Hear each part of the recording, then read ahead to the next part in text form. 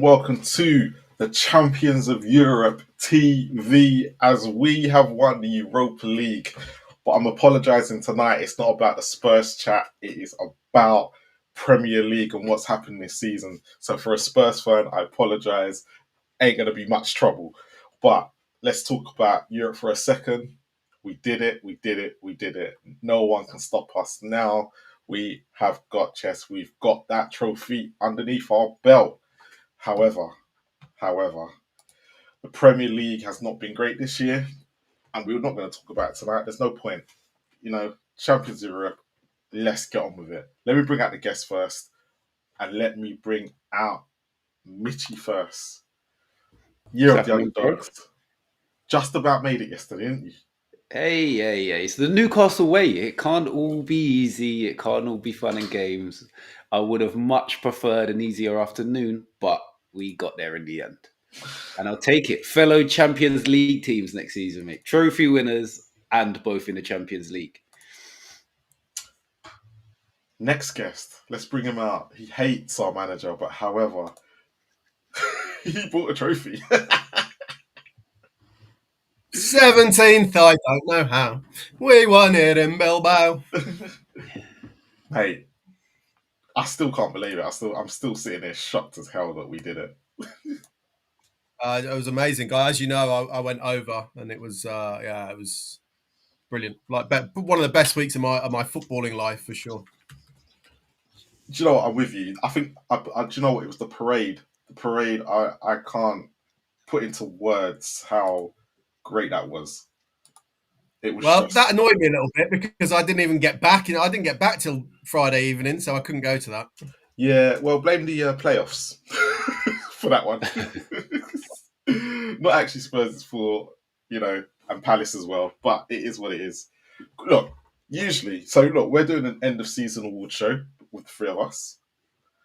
However, there's two incidents with VAR that I just quickly wanted to gloss over. Look, I'm not going to talk about the Sheffield United Sunderland one. It is what it is. It happened. But I really wanted to quickly talk about Villa. Villa have made a complaint to the PGMO, I believe.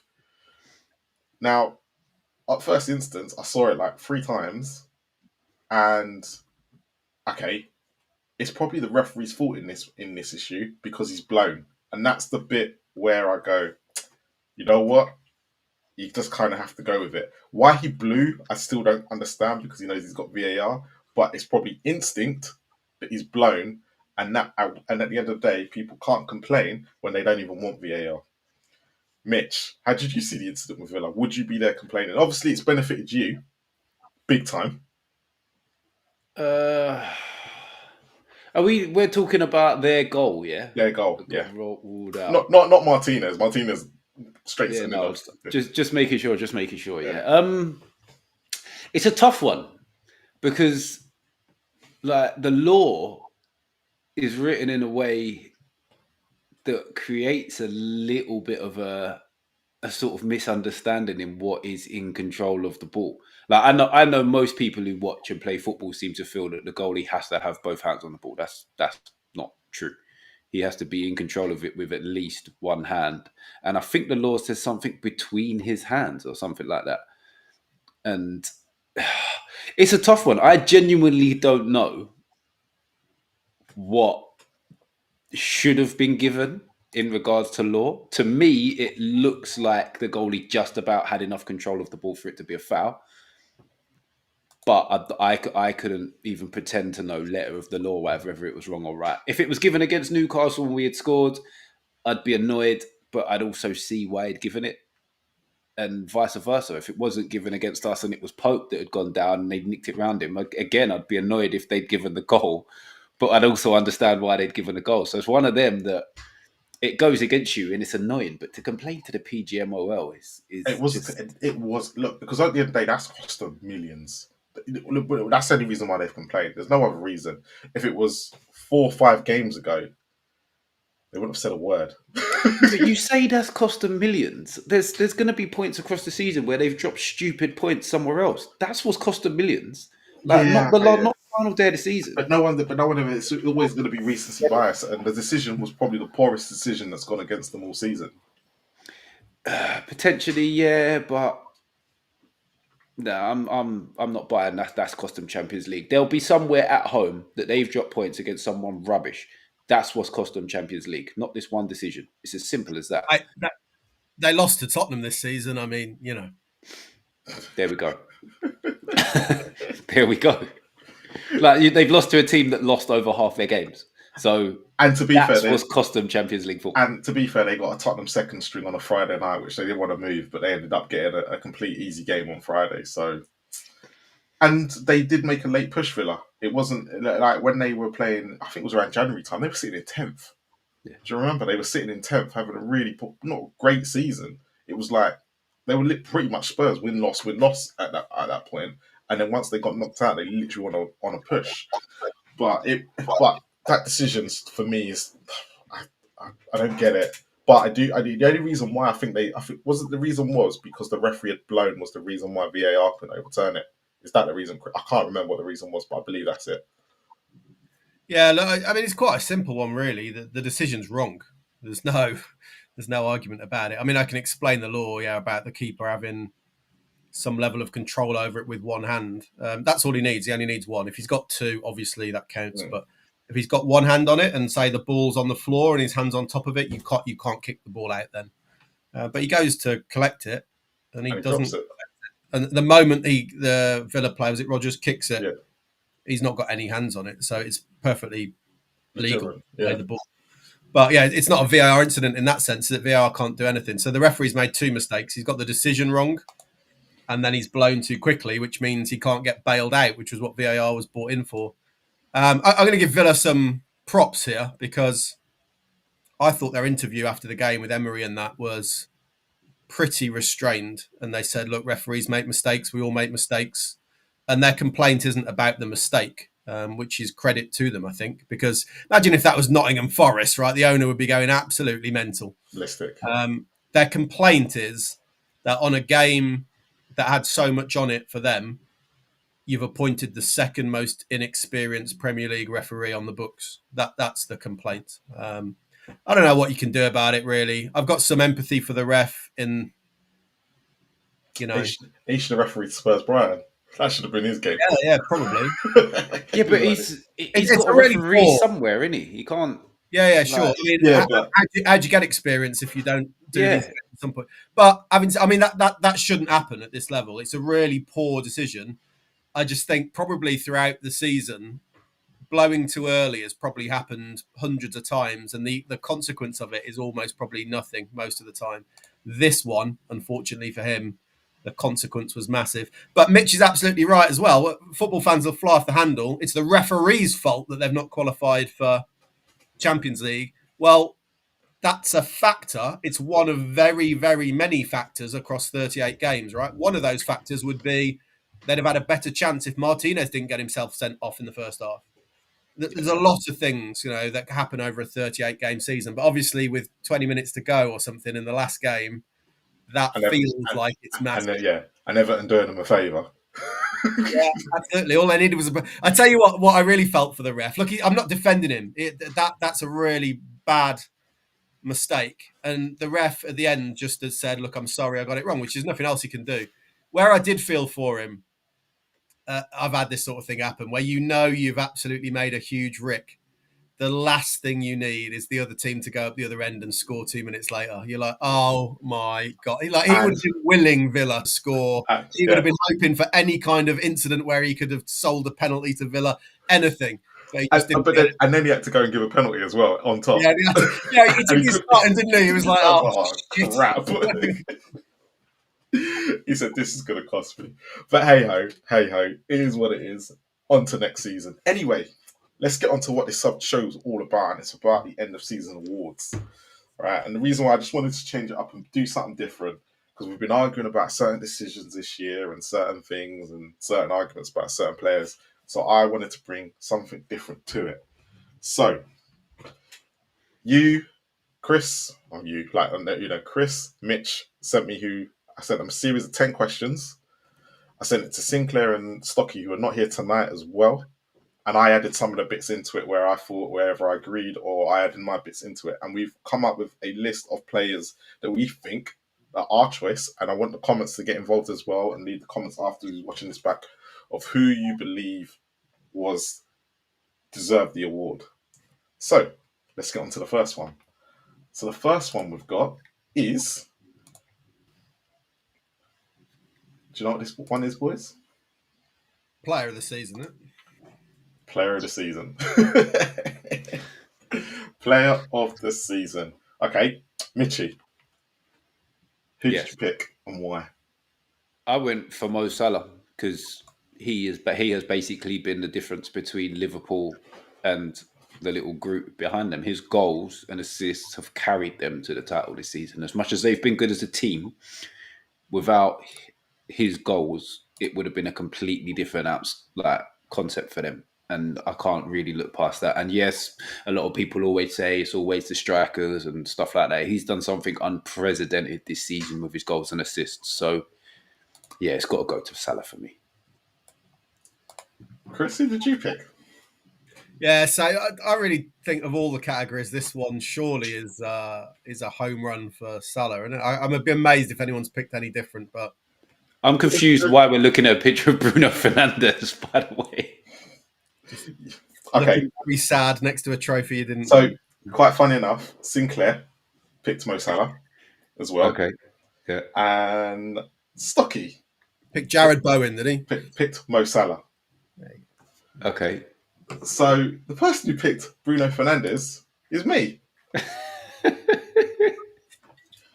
And you're going to go, and I know why you're asking that. And the reason why I'm saying that is because Bruno Fernandes' numbers this season, considering how Man United have been so poor, have been impeccable. And when I say they've been so good, it's the only reason why Man United are in the Premier League and didn't get relegated.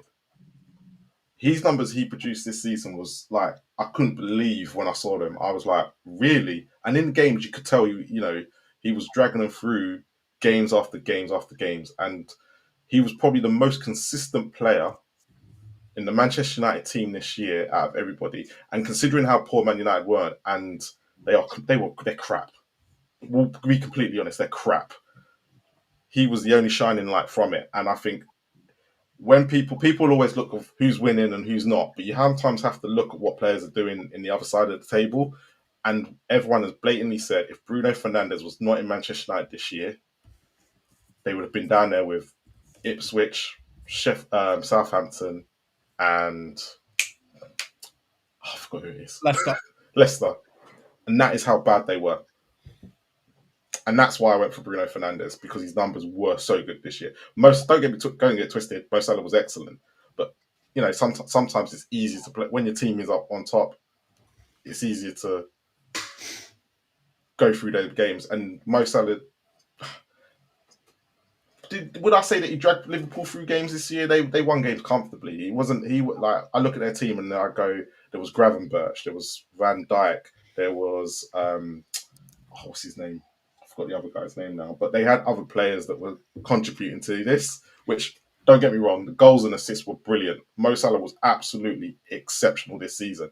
But I just think for what Bruno Fernandes did and actually keeping Manchester United in the Premier League, that's the reason why I went for Bruno. Okay. It's a very well-worked argument to create a little bit of a debate, but I'm not buying it. I'm sorry. But everyone's going to pick the trophy winner, and they are. And it's always going to be the case. Like no one's ever going to pick the guy that's sitting fifth from bottom. I get it, but when you look at the numbers he produced for a team that probably should have been relegated, you go, he did well. Yeah, he actually 29 goals, 18 assists. I know in the league. Yeah, but this is for a team that's winning, Yeah, I know, but that is just unprecedented numbers. I know. Like you don't rack up that much GA in the Premier League. I know. Not many players do that. It's probably only happened 2 or 3 times that someone's got to that level of numbers of GA in the Premier League. Yeah, I get it, and I'm not debating that. But for me personally, when I just looked at it and went, yes, it's great, it's brilliant, and I'm not saying he doesn't deserve it, but you lot have all picked him, so he's won this anyway. Yeah. Bruno Fernandes for me was my player of the season. That was it. Okay. Probably Mo Salah was probably second. I'm not gonna lie. Fair enough. So, should we get on to the next one? Yeah, let's do this. Let's do this quickly. Oh, hold on, what have I done here? Okay. You probably guessed what this is now. Chris, you changed yours, didn't you? I did, yeah. Yeah. Go on. Well, to start with, I went with Nuno, and I'm going to have him in as a close second because they've tailed away, but ultimately, you got to judge the season as a whole. Forest finishing 7th is unbelievable. Like, most people would have thought they would be either relegated or close to it, and they've done unbelievable. And look, they've got a decent team, but he's got what he's got out of them is way more than the sum of their parts. But ultimately, I switched because when I thought, how can I stack that argument up against the other managers? And then I thought, I can't really argue against Eddie Howe finishing in the Champions League positions and winning. I'm sorry, but Eddie Howe should be. Come on. Whoa.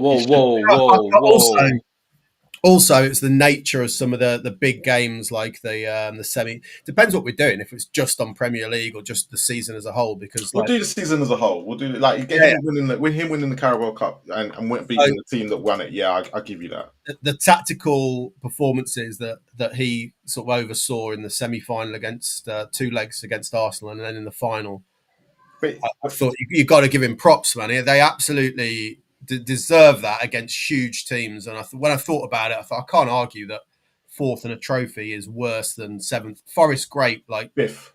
Sorry, fifth. They bottled it on the last day. They look for me, but they lost 12 games this season, so that's why I wouldn't have put Eddie Howe in it.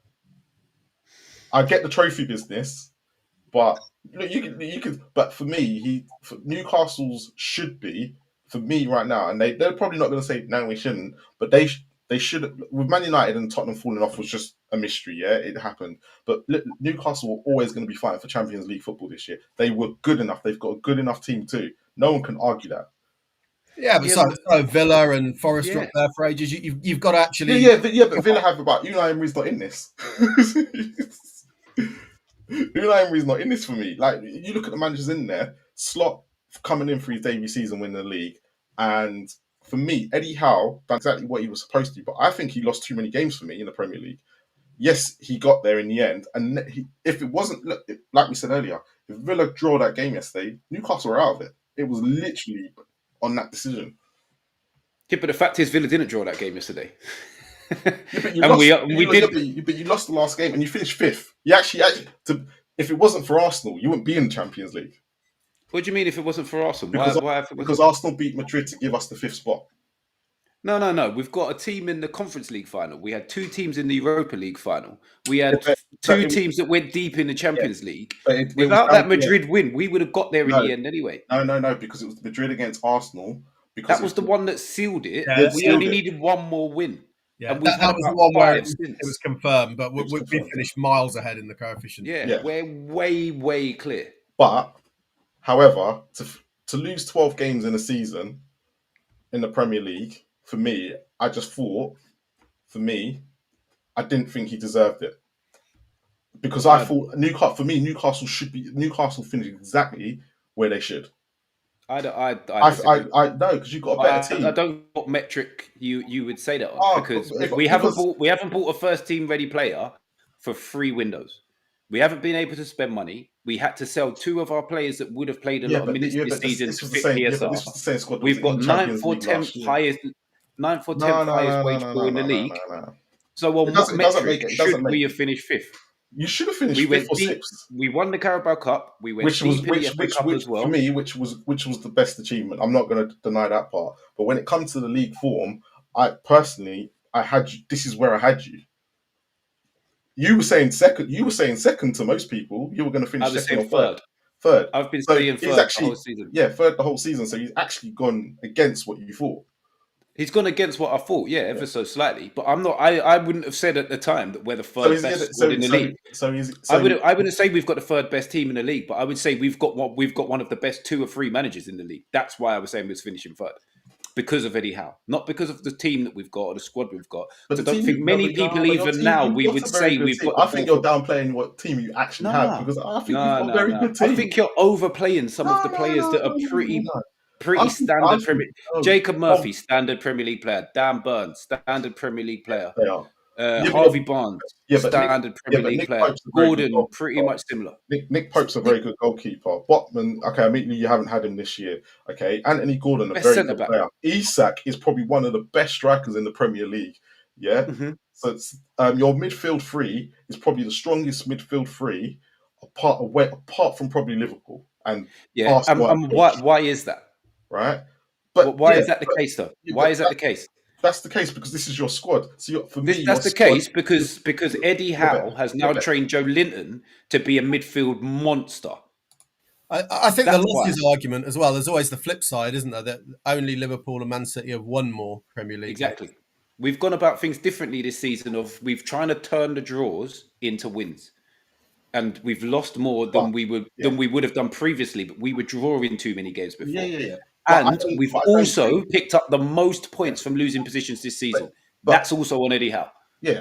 However, when I look at it, if I said my prediction at the beginning of the season, I would probably say you're exactly where you should be. I don't think Eddie Howe, apart from the cup win, is probably the only thing where I go, Eddie Howe has done better than Nuno in this sense. But Arne Slot has gone and won the league. So probably Arne Slot has gone and won the league. I can accept that. Nuno, I'm not having anywhere near this conversation for me. As soon as the pressure was on, they fucked it up and bottled it. I'm not having that.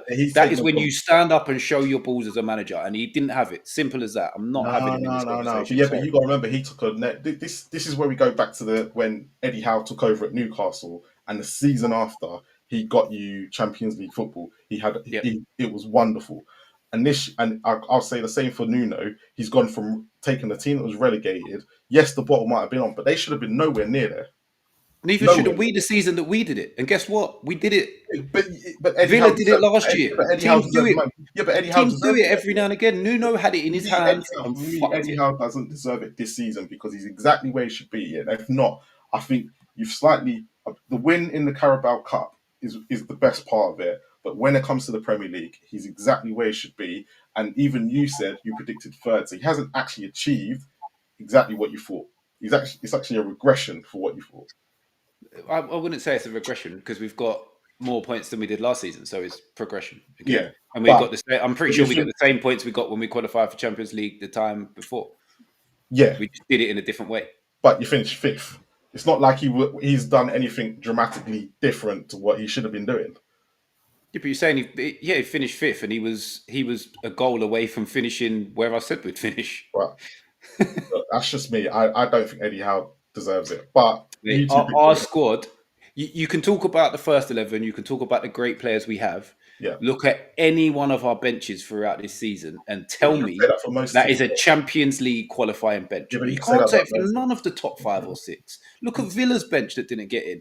Forest have got a better bench than us. Most teams up there have got a better. We've got Sean Longstaff, Matt Target, 2 goalkeepers, Jamal Lascelles, Emil Kraft.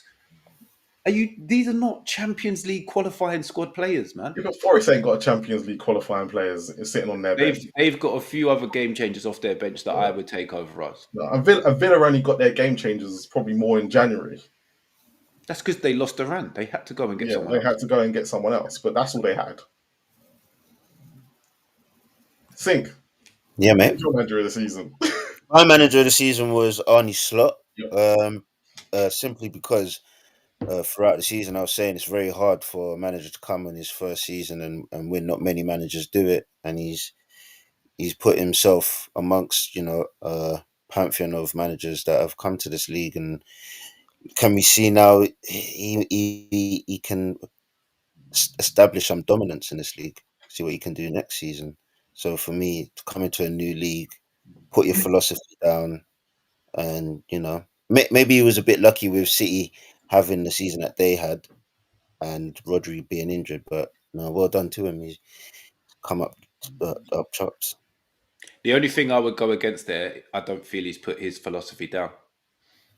He I made a slight tweak to Klopp's philosophy. We Yeah, see he made Liverpool with he made Klopp's philosophy yeah, he next made season. he made Yeah, but a I think that's why right. Liverpool went for him, because he was so similar to what Klopp had built that he could come in seamlessly and just tweak a little bit instead of it being a whole big philosophy change. Which is what clubs should do when they're bringing in managers. Not go, the next person comes in for Eddie Howe, if it's been successful, should be very similar to Eddie Howe with a few tweaks to push you forward.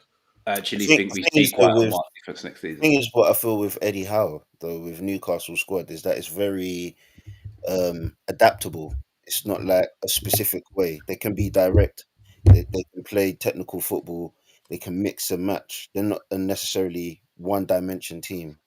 So any manager that comes in, if they want to be ultra attacking manager, I feel like they could do that. And if they want to be defensive minded, I think they could do that with Newcastle. I think they've got a good blend for any manager to come in and adapt to a new philosophy. To be fair, I mean, I mean, he's done well. I'm not knocking it, but it's the lowest points total of a champion since Leicester won it. Yeah, like all the other teams have fallen off really. I don't think they've been all right. They've won it. They're fair play, but I think it's as much to do with all the other teams being a bit crap. It's not like Would you have said in recent seasons everyone's getting 90 odd points, right? They've won it with 84. That's so? what Spurs got when we finished second to Chelsea. Can I just throw two people's names in there and just see where they'd fit on this list? None of us mentioned them, but I just wanted to see where they fit in this list. Oliver Glasner, would he come anywhere close? Done well, man. Done well. Since because I know they didn't get their first win to October, but they have now finished 12th. Who was that against? Don't.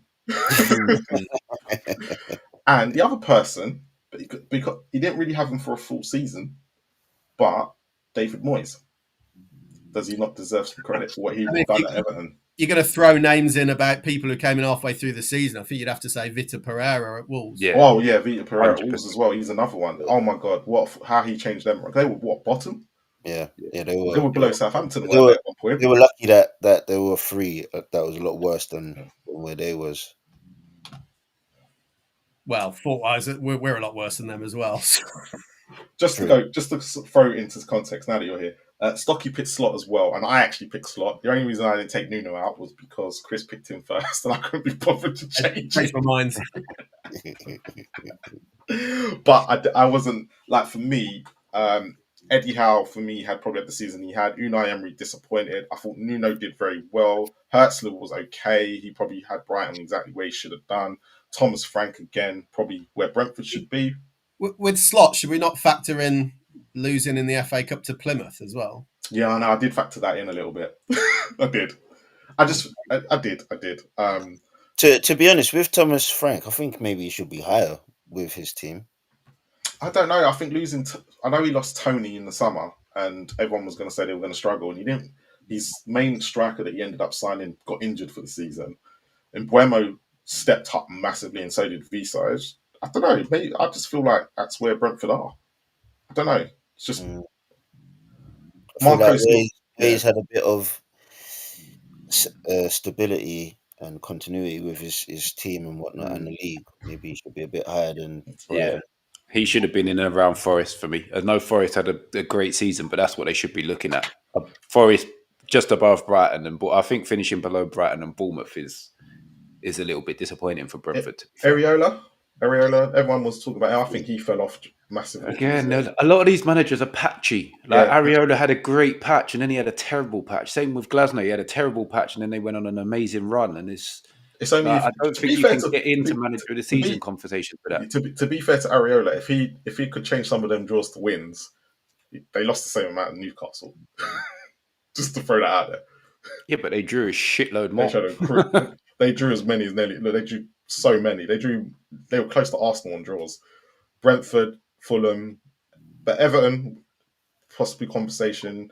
Won't talk about the next club. Wolves, Vitor Pereira is a good shout, and we won't talk about the next man. Just looking at Brighton, only Liverpool and Arsenal lost less league games than Brighton. It hurts. Again, it was draws that done them in. Yeah, draws done them in. I think draws have done a lot of teams in, really. Yeah. It seems to be a drawing season. A lot of teams didn't get the wins they were supposed to. You got to recognise, though, that Brighton, Bournemouth, Brentford, in the grand scheme of things, they're pretty small clubs. Like most of my football life, these have been clubs that are knocking around in the lower divisions. They're finishing 8th, 9th, and 10th in for the the Premier Premier League. League. Yeah, because when we were younger, Forest were getting relegated from the Premier League. So it's kind of like, here we are. Just the size of their budgets, and then you just go down the league, and you got Everton, West Ham, United, Spurs. I think all of them have done amazing jobs. So on this one, are we split? 2 Newcastle, 3 Slot. Yes, we are. We're gonna have to leave it to the audience. Leave it to the audience when whoever watches this afterwards. If there's anyone in the chat, who was your manager of the season? All right, this next one. This is going to be a good one because everyone picked a different goal. So let's go through it. Sink. Yeah. You go first. Which one did you pick? I chose John Duran against... Who was it against? Was it against Everton? It was against Everton. So funny enough, when you sent it, I thought it was against West Ham. I remember him scoring against West Ham, and I went, I can't be right. So I went and watched Goal of the Season again, and I went, Everton. Yeah. So that's for me, it reminded me a little bit of Pape Cisse against Chelsea. But it wasn't as an outrageous angle as that. But it was just the turn, the strike, the instinctiveness. Bit similar to Rooney when he was mad at Newcastle that day. He just turns, runs, smacks the ball. I just love shots like that. Are just unexpected. And it was when I was looking through the goals of the season, I feel like with how managers are managing the team, you don't get those instinctive moments as what we're probably used to back in the day. But I just feel like it was a little bit. Lot of the goals are a bit samey, but this one was a bit different for me. I actually think 2 of these other goals are actually very similar to John Duran's. Oh, really? I think the Isak one and Marmoush are very similar types of goal, which is why I went away from the John Duran one. Yeah, you see like with the Mamouche one, like for me that one's a bit different because he's got the ball, he's dribbling, he's driving forward with it, and it's just like no one presses him. Whereas John Duran is like a bit more instinctive. He's turned, the ball's just laid up for him, and bam. So by the way, it was Stocky that picked Mamouche. He was definitely recency biased. That was a nice strike though. It was a nice strike. It was a beautiful strike. Mitch, I'll go to you next. Who did you pick? I hope that's the right one. Yeah, I went. Yeah, this is the one. Leif Davis against Leicester. Yeah, that's the next one. So my reasoning for this year, I watched through. I didn't just watch through the standard goal of the season thing. I watched loads of goals to pick this because Leif Davis and James Justin against Arsenal were the first 2 that came to mind. James Justin was a quality goal. Yeah, nice one as well. They were the first 2 to came to mind because I love that technique. The ball coming over, watching it all the way, catching a clean strike on it into the far corner. It's just a beautiful technique. And as I was watching the goals, a little bit similar to what I said before, a lot of them were similar. Like you was like, I do love a long range banger, but you see a lot of long range bangers. And the fact that there wasn't many like the Leif Davis goal, I'll chuck the Matoma goal in there for this as well. I don't know who picked it, but that was another one that was very high on my list because it's very skillful and you don't see it very often. It reminded me of a Suarez goal that he scored against Newcastle one time, and it is an exceptional bit of skill. But I watched the Leif Davis one about 10 times, and I was just like, yeah, this is the goal for me. He watches it on instep, doesn't put his laces through it. He guides it into the far corner. It's just beautiful, man. See, can I just step in there? And that was my second one, was Leif Davis, and the reason why I didn't is exactly the opposite reason why Mitch has just picked out there. Like, if he'd have used his laces, I'd have been like, yeah, over it, number one. But because he went in with the side foot, I felt like he's a bit safe. But put it in the back of the net. Yeah. Anyway. I just like the full control with your instep. You've got full control in exactly what he's doing, exactly where he wanted it, and he did it perfectly. Yeah, no, it was a good finish. It was. So before I go to what I think should have won goal of the season, I'm going to pick my one because my one I don't think I picked it on separate grounds. So my one was Isak against Liverpool, and the reason why I went for that was because one of who it's against, the strike was bloody beautiful. It reminded me of me back in the day. I don't care what you two say in the middle. It reminded me of me. And You never left the 6-yard box. Don't do that. I think I've scored one in my life like You this. was more Tony Cotty than Alexander. No. I watched it again, and I remember at the time when I watched it, I was like, "Oh my god, watch!" It was just everything was beautiful about this goal, even the build up to it, and that's why I went for this. And then the finish on top, because it was against the top quality side. Sometimes you just have to take your hat off and go, "This is why Isak is probably one of the best." I'm not that bad against Newcastle, Mitch. No. I nearly picked it myself. I'm not gonna lie, but I didn't want to be too shameless. Oh, mate, you were proper shameless in one topic. Bloody hell. As we saw in the last round. Anyway, Chris, you probably picked I think it got picked match of the day goal of the season. I chose it before I saw that. Let's just say, yeah. But do you know what? I saw it again and I was like, yeah, it probably would get the final vote. But go on, why did you pick Matoma? Yeah, I sort of agree with Mitch about the long range ones. Like they're great, but you always get 5 or 6 of them every season at least. And I think, feel free to disagree, but I always think there's a slight element of luck with the long range ones, especially the ones that are absolutely belted, right? Not the ones that are sort of placed. If you belt the ball, if you do it often enough, one of them's going to fly in the top corner. It's going to look amazing. This from Mitoma, he has 4 touches of the ball, I think, and he's got to get every one of them perfect. I mean, mainly it's the control, right? Looking over the shoulder of the long ball, and the touch to bring it down is unreal. And then just his next couple of little touches are just absolutely perfect to knock it in to his stride and then to curl it round into the corner. It was just 2 or 3 touches of like perfection, really. And something different, like Mitch says, where I do think there's an element of luck with a lot of the ones where you just kind of belt it and hope for the best. They look amazing, even better usually if they go in off the bar or something. But this one was just add real skill to it, and yeah, that's why I picked it. Would anyone disagree with that? Like, because obviously it was such a great strike. It was absolutely brilliant. I think it was the long ball over the top. The way he controls it was beautiful. No, I can't disagree with the first touch and the control. It was a bit Bergkamp-esque, for the first touch. Yeah, that's it. That's probably why I didn't like it. Even then, though, even after the first touch, it was an amazing first touch, but it's still kind of in his feet a little bit, and he just knocks it out beautifully to be able to curl it in. It's unbelievable. So all agreed, probably Matoma wins it or Leif Davis behind? Oh, Matoma was my number 2. That would be the Matoma was my number 2, I think, as well. That's why I'm kind of going. It must be Matoma. Was probably my third one. Who did you have a second? Leif Davis. I had Leif Davis as well. So Leif Davis, Matoma, and probably the 2 that we're going for then. That one I'll leave to the chat, but Matoma will probably win it. Probably. All right, next one. Which one's this one, boys? Yeah. This is interesting because you have some categories coming up where you can kind of place people in maybe one or the other, right? So we'll see. So this was, if I remember correctly, this was Young Player of the Season. Yeah. Okay, I'm going to start with you, Chris. Who did you pick? Yeah, so I went Miles Lewis Skelly.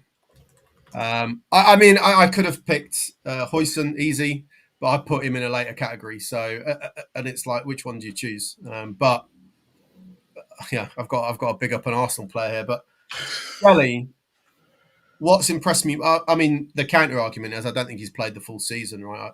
Which I get.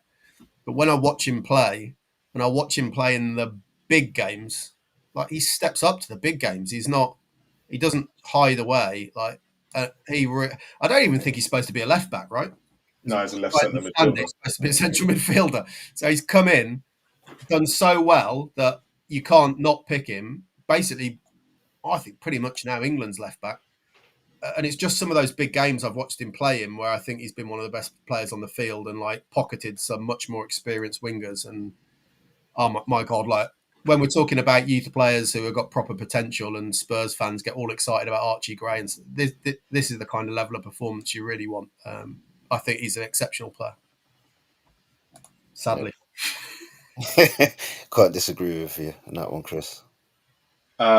Mitch, you go next. I went for Huijsen. I didn't even think about it. I knew it was going to be Hurst as soon as it came up. I know what Chris said about he's got him somewhere else.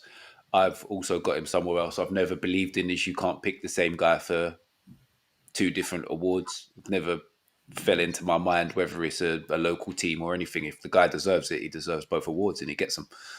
That's sort of the way I look at it. And with Skelly, for me, he's a fantastic little player. He's very young, but he has also made some quite big mistakes this season and let his team down a few times, too many. And you can't put that against Dean Huyson, who's also just nicked a move to Real Madrid. So, yeah, I couldn't look past Huyson at all. So just before Sink carries on, Stocky picked up Dean Huyson too. Sink, who did you pick? I picked Dean Huyson as well, but Skelly wasn't far behind. And again, that Mitch pointed out, it's just a few of those red cards, those questionable situations. They're both young, and they're going to learn from it, and they're going to both be world-class players if they keep going the way that they're heading at the moment. But yeah, just for me, Huyson just nicks it, man. He just seems a little bit more cooler, a little bit calmer. Just seems like a Rolls Royce. So I think it must be something about me Tottenham this year, Chris, because I went with Miles Lewis Skelly as well. And to be fair, Hoyson's been brilliant. But even I went, because I've digged him out this year, haven't I? I've literally on the BAL stuff digged him out. But when push came to shove, I have to agree with Chris. He did step up in big games for them. And his England debut as well. And that kind of came into my thinking. However, whatever you throw at me about Dean Huyson, I wouldn't disagree. So I was like, for me, if whatever you say, I'm going to be like, it's what. Look, he didn't get his move to Real Madrid by an accident. The 2 games that I did watch him, and I watched only Bournemouth a handful of times this year. I'm not going to sit there and lie, but the 2 times I watched him, especially against Spurs, he was great. He was exceptional, but Spurs are crap anyway. And Man United, I watched him against. Was it Man United? Who did Even Nilsson get sent off against? Man United. It was Man United. Yeah, it was Man United. That was the other game I remember watching him and going, this guy is going to be class, or is class. And I'm going to have to agree that listening to you lot's arguments, I'm on the Dean Huyson side now as well. But I did have Miles Lewis Skelly as my first choice. To be fair, the only reason why I didn't go... Yeah, I know the only reason why you didn't get... I knew I could give him another one further down, so me and Mitch got quite different. Yeah. But there we go. I think we're all adamant and agree, and I think everyone who's watching this will agree Dean Huyson will probably get it, and that's the reason why he is heading to Real Madrid next summer. Is it next summer? Is this summer, isn't it? He's going 50 million. Yeah. 50 million. But yeah, He's Jesus. going to feature in the Club World Cup. Yep. Okay. June 1st, done. Okay, now the easy categories are done. Okay. Can you guess this one, boys? Best signing? Signing of the season. Signing of the season. Okay, so I'm going to start with you, Sink. Who did you go for? Again, for me, Huyson. What a great signing! What was Juventus thinking after what's going on over in Syria? What was they thinking? They just let an absolute gem go for peanuts, and it's just silly really. But yeah, no, he's had a great season. Been a great signing for Bournemouth, and well done to him. Go on, Mitch. Same again. When I looked through the categories, I saw like these were literally next to each other in the categories as well, and I was like, I can't look past him on either of them. Like he is to sign him for what 12-13 million pounds or something silly like that. Yeah, to sell him on for 50, 12 months, barely 12 months later, and him being exceptional through the whole season. One of the reasons that they were where they were, why they were going on that mad run, was Dean Huyson, and I just couldn't not give it to him. Chris? Yeah, I went the same. I was so torn between Lewis Skelly and Huyson, but this one you can't consider Lewis Skelly for, right? So that's why I did it like I did. Went with Lewis Skelly for the young player and Huyson for this. Exactly what Mitch says. Like, if you sign him for peanuts and then sell him 12 months later for like 4 times the price to Real Madrid, something's gone very right there, isn't it? Yeah. So, so Stocky went for Huyson as well. So again, it was me that went for someone different, and I went for Sarr. And the reason why I went for Sarr was because the impact he's had on Palace this year, and I completely forgot that he signed for them this season. Because he was at Watford before and he came from Marseille, but the impact he's had on Crystal Palace. And I get the whole Dean Hoyson thing. I think he's been an excellent sign. I think he's been brilliant, and like young player of the year. Totally agree with. But it's just the impact that Sarr had on Littlewell Palace, and that's what I'm going to call him for now. And the cup win as well. I think the cup win was what took me over the line a little bit with Sarr, and that's why I went for him as signing of the season, because he's just, with Mateta and Eze as well, they've become a dynamic three, and I think that's the reason why I kind of went with Sarr, and because of his impact as in the team. And don't get me wrong, Hoyson's had an impact, but it's more Bournemouth. When you talk about Bournemouth, it is them going forward. Where you talk about Semenyo and Cliver more than. And I get Dean Hoyson's had a lot of praise this year, but I just feel like Sarr's had a massive impact on what Glasner was trying to do, and that's the reason why I went for Sarr. Yeah. Do you know who would have been in this conversation, and I probably would have picked him until I realised he got signed previously, was Daniel Munoz. I initially thought he was a summer signing, and he Stocky was. picked him, but he was he last year? He was close on my list. Was he last year? I think he was last Jan. I think he was middle of last season. He signed. That was the problem, yeah. Because when I looked at him, I was like, "That's a good point." Because Stocky picked him, and I said, "Stocky," I was like, "I'm not going to put him in because he's not this year." But very good point, yeah. He was brilliant. Just to back up your point as well, Marlon. Like, Palace had to sell Michael Elise, innit? So that's who Sarr came into filling. So yeah, true. Normally, when a team loses a massive player like that, the drop is so massive. So for Sarr to come in and contribute to a cup win, that actually does back up him being. Do you know what? I forgot about that, and that's actually a great point.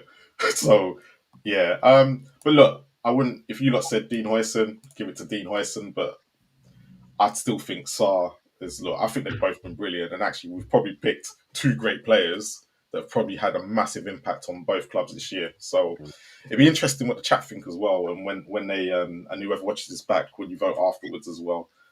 But okay, let's go to this one. It made me laugh at first when I saw what's one person's choice, but I got it. I completely got it. Can we guess which one this one is?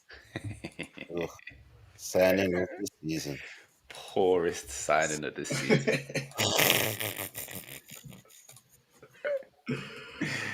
So go on. I'm going to start with you, Chris. Who did you go for? I don't. Well, I was just checking. I can't remember. You went for the middleman. No, did you know you didn't? You went for. I was just going back. Poorest signing. Oh, I kind of went for two. Yeah. Sterling, who is just, I don't know what's happened to his career. But I also kind of, I was 50-50 between him and Chiesa at Liverpool, who's done absolutely nothing. Yeah, no, you were. So because Liverpool won the league, I put Sterling in for you. Yeah, well, I've praised Arsenal before, so we've got on the other. I feel a bit sorry for him. Like, I don't know, I can't see him coming back at all to any sort of level, and I don't know, what does he do. I mean, he's got to go back to Chelsea, but he's been Championship. The only thing I would say is I've never actually massively rated him, if I'm honest. He was good. He was good. Like, I think Pep had him. Like, Pep got him like to a point where you were like, "Whoa!" And then he go play for England. Out of him that anyone's got, and at Liverpool he was good as well. But I always kind of felt he needed 6 chances to score one, and he's not really got that anymore. And Chelsea had moved on from him.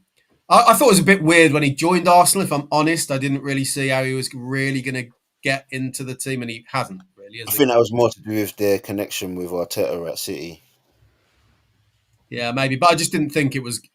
I'll be honest, I didn't think he was massively going to add anything to Arsenal, but he's added absolutely nothing at all, has he? Yeah, no, I did nothing. Mitchie? I went a bit rogue here and went for Amarin. I did laugh. I have to admit, I laughed for a good 5 minutes. I said it at the time when he signed. I was like, he plays some lovely football for Sporting, but what he needs to do is to find a way to win with the players he's got before fully implementing his system. And he did the complete opposite, and they got much worse than they already were. and then they somehow got to a Europa League final, which I'm apologising for the Tottenham fans here. They played a very poor Tottenham side against another manager who I do not rate, and he got tactically outdone by another manager I don't rate because he was too arrogant to change his system to try and win a game of football. And that is why I've gone for Amorim. Terrible, terrible appointment. For this season, they might sign a load of players and make his system work, but he always needed to find a way to win with the players he's got, and he hasn't done it for over half a season. It's just horrendous what's going on there at the minute. I think there is a case for the defence, right? Which is not that they've got a very good one, but he's coming halfway through the season. They were crap. They've absolutely got players that don't suit system. I fully accept that. He's only had one signing in.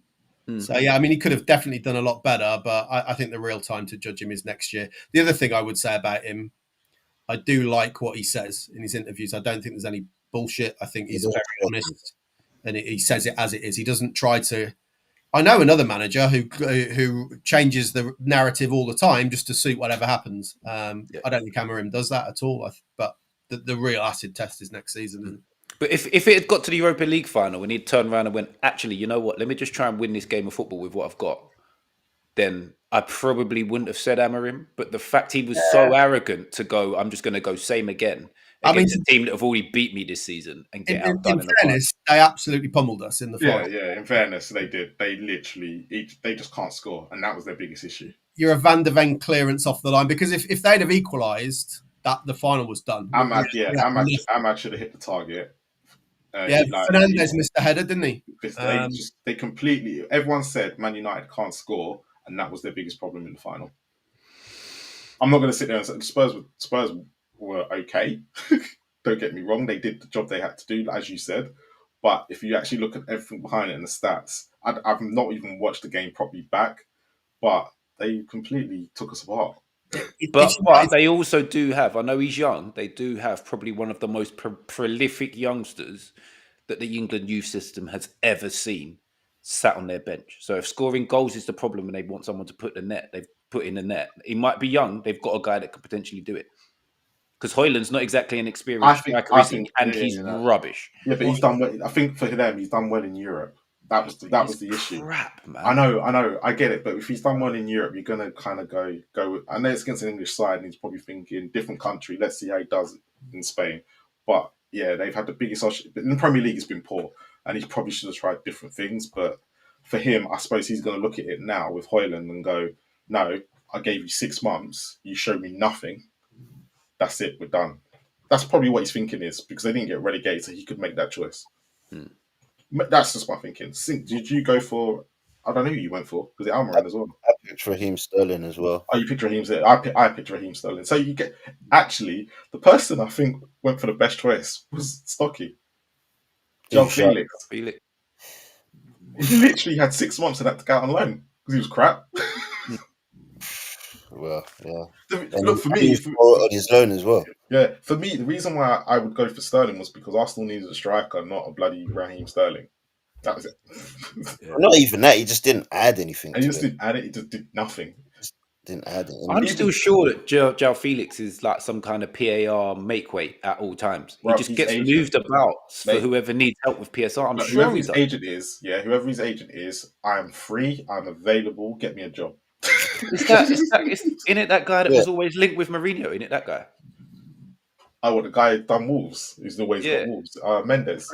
Yeah, I'm pretty sure his agent's him. But he just whoever needs money, he ends up with them for some reason really cheap, and then they sell him on for a little bit more, and that's all he seems to do. His whole career is the same. Him and Morata. Yeah, weird. It's Morata weird career. Yeah, but Timo Werner's won stuff. Yeah. All right. So next one. I think if I can just bring it up now, I don't have to do what I was doing before. What do you think this one is? Flop, isn't it? Yep, flop. Yeah, biggest flop of the season. So, Sink, you start. Who did you pick? Man United is the biggest flop of the season. As simple as that. Like, they dropped the ball at the end. You know, they gave up on the league, put everything in Europa League, dropped the ball there. Been poor in the league. Everything's just poor. Team's poor.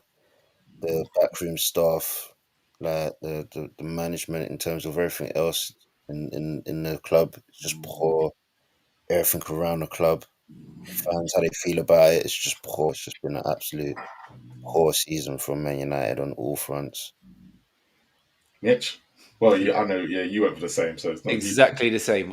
Pretty much everything Sink said. Like growing up, Man United were the club to look up to. The way they went about everything, as a club, the way they went about stuff, as a team, the way they went about stuff.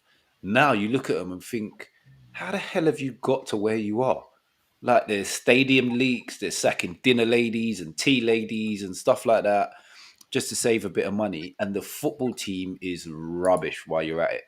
Like there's nothing good about that club at the minute. They're just called Man United. That's the only thing that's left that's good about them, is because they're called Man United. And you know what makes it worse is that Anthony goes to Betis and is absolutely tearing it up, bro. Yeah. Don't forget McTominay scoring, basically scoring the winner to win Napoli the league and that. Of Serie A. What are United absolutely thinking? Selling a world-class midfielder, and they could do with one right now. Chris, you went for Man United as well, didn't you? Yeah, I've got to be honest. This is almost a photo finish, depending on what happens in Bilbao, because Tottenham have finished below United, right? Let's be clear. And Postecoglou has been there a lot longer, had money, more players than Amorim.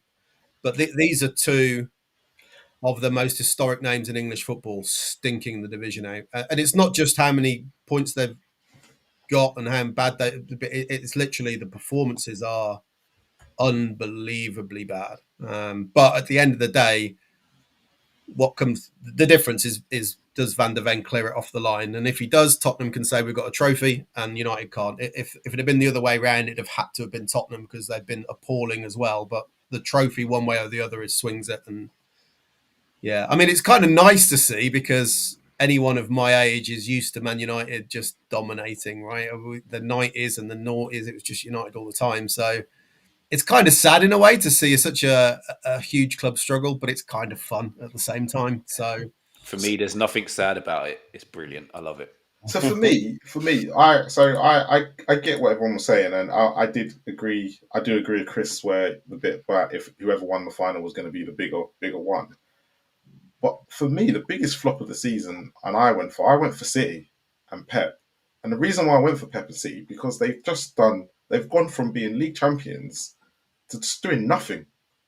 They've literally fallen off the cliff this season. And I mean, it's funny you say that, because I literally completely coincidentally, I just happened to run about half an hour ago the table for the second half of the season, just to see how really bad Tottenham were, to be honest. But Man City are top, for the second half of the season.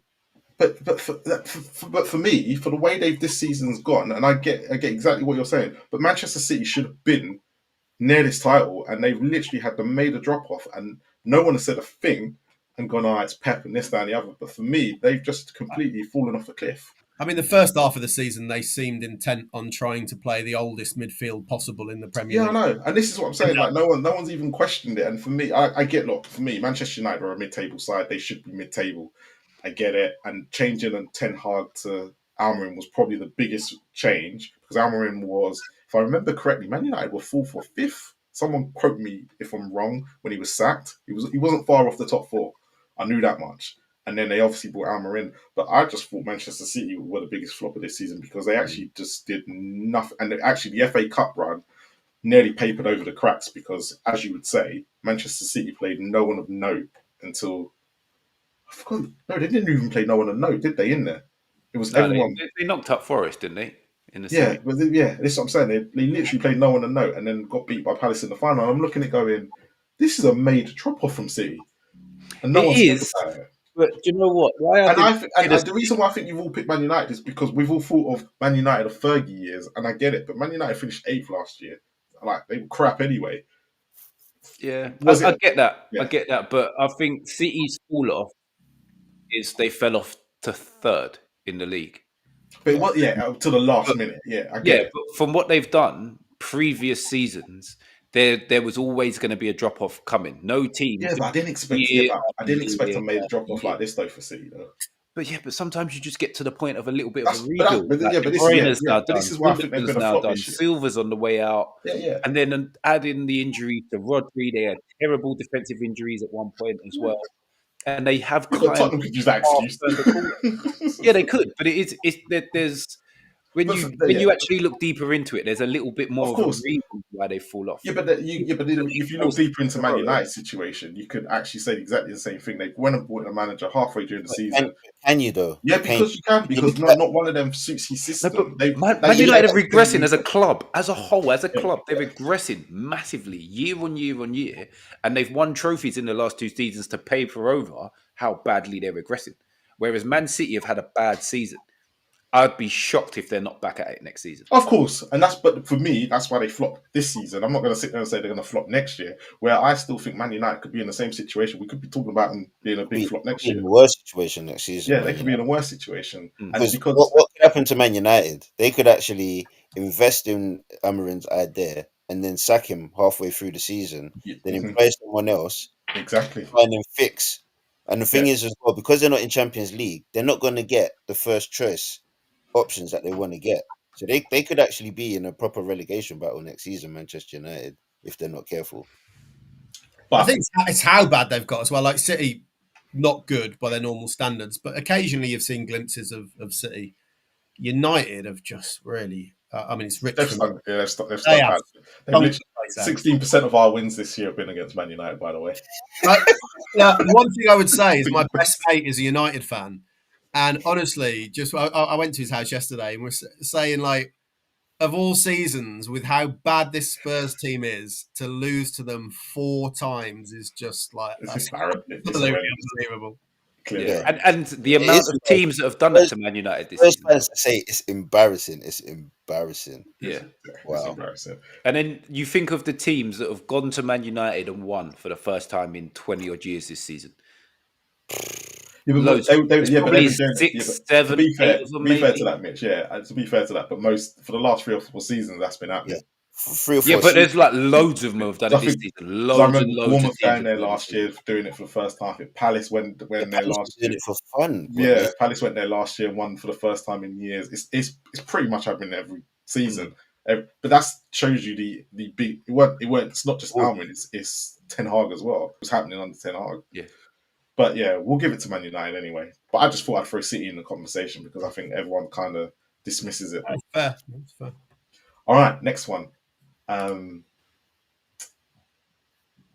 Oh crap! What have I done?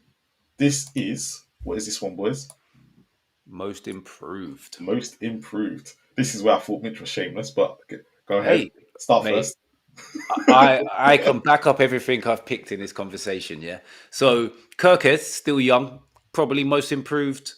Could be. I don't know anything about Kirkes previously.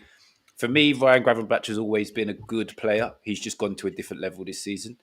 There's always been a good player in there. Kluivert, again, you've always seen there's a bit of a player in there. That means Gravenberch has improved. No, but he has improved. Yeah. But Jacob Murphy has been rubbish. He wasn't rubbish last year, was he? I thought he was still popping up with goals. He was rubbish. He's just ineffective. Yeah.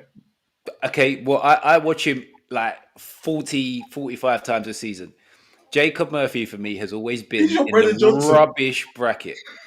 But he has put up GA this season that puts him apart from Salah, puts him in and around the best right wingers in the league on numbers. That is crazy. He's setting up Isaac, man. If I set up Isaac, I'd have good GA. Yeah, but still, you still got to do it. And I've started having slight arguments with Newcastle fans who feel that he could stay.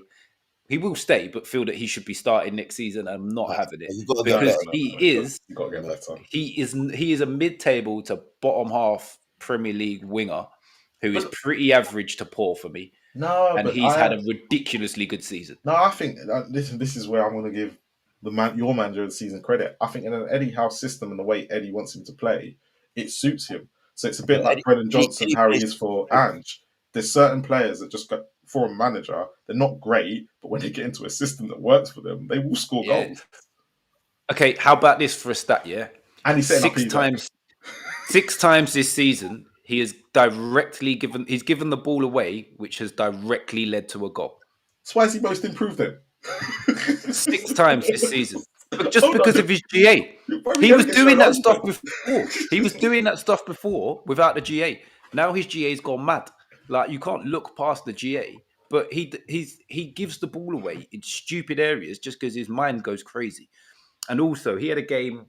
Can't remember which game it was. It was a few weeks ago. He was playing someone. We was under the cosh. Everybody was giving the ball away loads, and all of a sudden, Jacob Murphy looked like the calmest player on the pitch, and he held us together for a really poor period, and we went on to win the game. But yeah, I'm sticking by what I've picked here. Sink. Yeah, I can't my remember. one was Jacob Murphy as well. Oh, you picked? Yes, you did. It was you that picked Jacob Murphy as well. Yeah, but, See, it's not that shameless. nice. It was from you. It's right when Sink picks it. For me, Jacob Murphy is a very basic right winger. In fact, he's probably more suited to playing in the 90s and the noughties because he's a right footer that stays out wide. So you don't really get to see him inverted or anything like that or mixing up. He just stays out there. But to be fair, Mitchell's he has had a good point, season. I wouldn't. Yeah. Even though Mitch is being shameless, I will openly admit when I saw the name, I was like, he was in my top 3. Yeah, no, he's added to the team and he's contributed to the trophy that they've won this season. So Yes, yeah. you can't discredit that. Before I let Chris talk, Gravenberch was picked by Stocky, which I thought was a great shout because I know you were saying he was good, but actually because he's changed position, he's completely improved in that position. And everyone said he was probably one of the best players in that position this season, hence the reason why Liverpool ended up winning the league. So that's probably why he was picked. The only reason why I didn't pick Gravenberch, I would say, just because he was already a quality player for me. When he played in 10, I thought he was a good player. Yeah, but he wasn't having the impact. I think this is when we say most improved. He wasn't having the impact that he's had. He was a good player, but he's actually improved on his game since last year completely to where he is now, and that's probably what I think. Well, I wish Stocky was here to say this because he probably knows more than I would. But I did agree with him on that, even though he's not my choice. I'd agree. I'd agree with it. He was in my list, but like I said, when I watched him in previous season under Klopp, I thought he was a quality player. He's just a young player, and he's learning the Premier League. And seeing him this season, he's improved. I won't only say he's improved, but he's just I guess he has improved.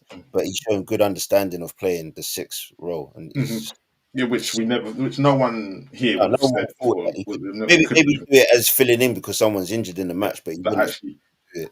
And to be fair, only Slot, from what I gather from what I heard, I don't know from what Liverpool fans were saying, it was only Slot that could get him to play there because under Klopp said he was like, no, I want to be an attacking midfielder. So, but Slots came in and went, trust me, and he was going to be here for time, play there, and I'll get you, and he did. Was it Kirkus for you? Does that mean now next season he wants to go and fulfill his dreams for playing in the attacking areas? I don't know. We'll see. Who knows? Well, no, because they're trying to sign Verts, aren't they? So he ain't got a chance. Yeah, he ain't got a chance. He's better off staying where he is. Chris, talk to us about Kirkus. Well, I'm going to start with a player I almost picked first, which is Chris Wood.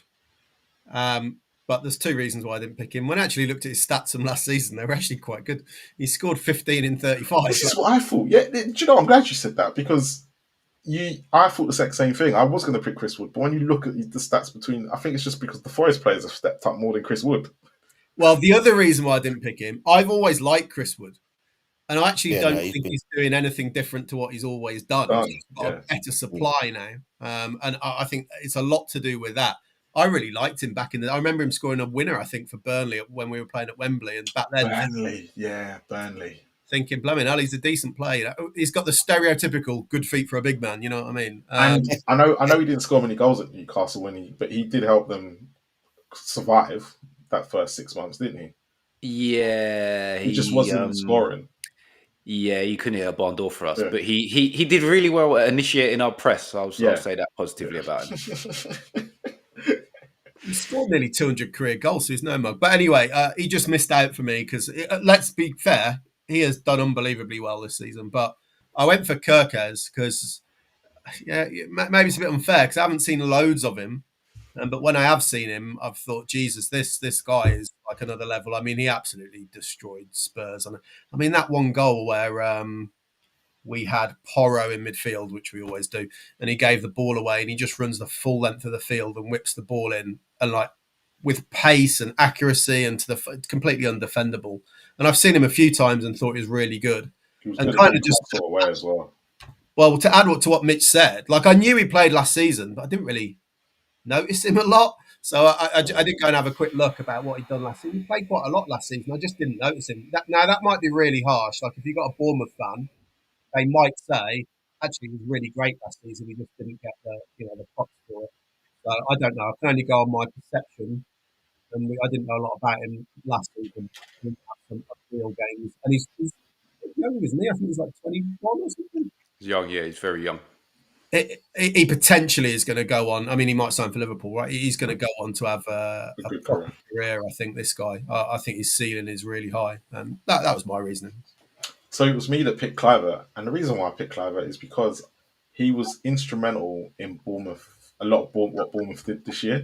And everyone will talk about Semenya and others, but when you actually look at what Clivert done in certain games, and I think the one that I really picked up was the Newcastle away one, that performance, and I thought Clivert was so influential in so many games for Bournemouth. And I thought considering where Solanke had left that hole and there was a void, I thought he stepped up this year. He was one of them players to step up with Semenyo, but I thought he really stepped up, and that's why I picked him. Fair enough. But yeah, I've got Jacob Murphy was a great shout. He was in my head. Gravenberch didn't even think of until I saw Stocky put in it, and Kirkes has had a brilliant season as well. So it could be any of them. And Munoz, we probably should have put in there, all of us. Nah, he was class at the end of last season as well, though. That's the only reason I didn't put him in there. But it's because he had the full season, I'd probably go, yeah. But he was probably just as good. But yeah, any of them, for me, could go in this category. And there's probably some others that we haven't even thought of that probably could go in this, like Visa. He definitely improved. Yeah, Mateta as well, like this season. Mateta, yeah. But Mateta, it's like when Glasner came in towards the end, he was good at the end of last season as well, to be fair to him. But yeah, I'm just trying to look at some of the players now, teams now, and like Mamouche, he probably could improve. Actually, he probably improved City as a team when he came here. It added an extra injection of pace to that team was needed. Anyone from Arsenal? No. Mourinho? No. Possibly Mourinho. He did Actually, step up and. If I was going to pick any Arsenal player to say most improved, I would say David Raya. Yeah, could go with that. Yeah, David Raya would probably be a good shout.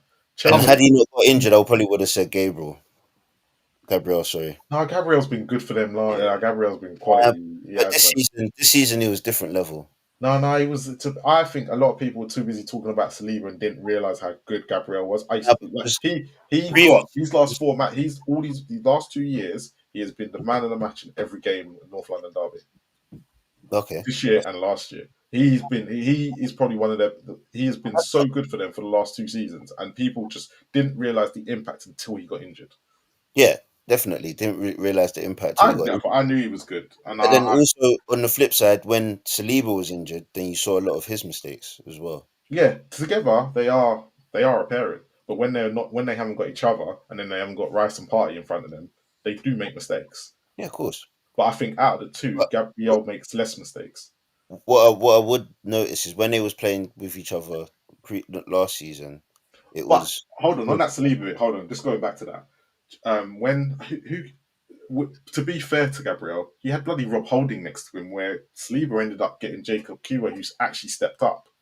So yeah, stepped up, but who was he? If Saliba had Rob Holding, I'm going to sit there and tell you. Kiwa didn't have a reputation before that, though. Yeah, but that's because Arteta didn't trust him. He had no choice but to throw him in there, and then all of a sudden, this guy's gone in there and done the job that he was supposed to. Yeah, but you wouldn't know what he was capable of doing until you got in there. Until Gabriel, yeah, but Gabriel still, for me, was good last year. I don't think there's been an improvement. I just think it's been a constant, and people have only just noticed because he got injured how good he was. I think he was getting to the point of a lot of people were actually realizing that he looks the better defender than Saliba now, Yeah. whereas previous seasons, people weren't looking. Yeah, everyone was talking been about on Saliba. Saliba. Yeah, it was all about Saliba, but I always thought that was quite unfair. Indicating that that's what it was. Here or there, I wouldn't say here or there. It is here or there. Because I think Gabriel's. I don't think Gabriel's improved. I think Gabriel's a good player. They were mentioning the performances of Saliba. That's why. Yeah, but people that watch football and weren't Arsenal fans looked at it and went, "Actually, Gabriel's a good defender." Yeah, of course. No one's never said that. They just said that. This is the media, isn't it? Here or there.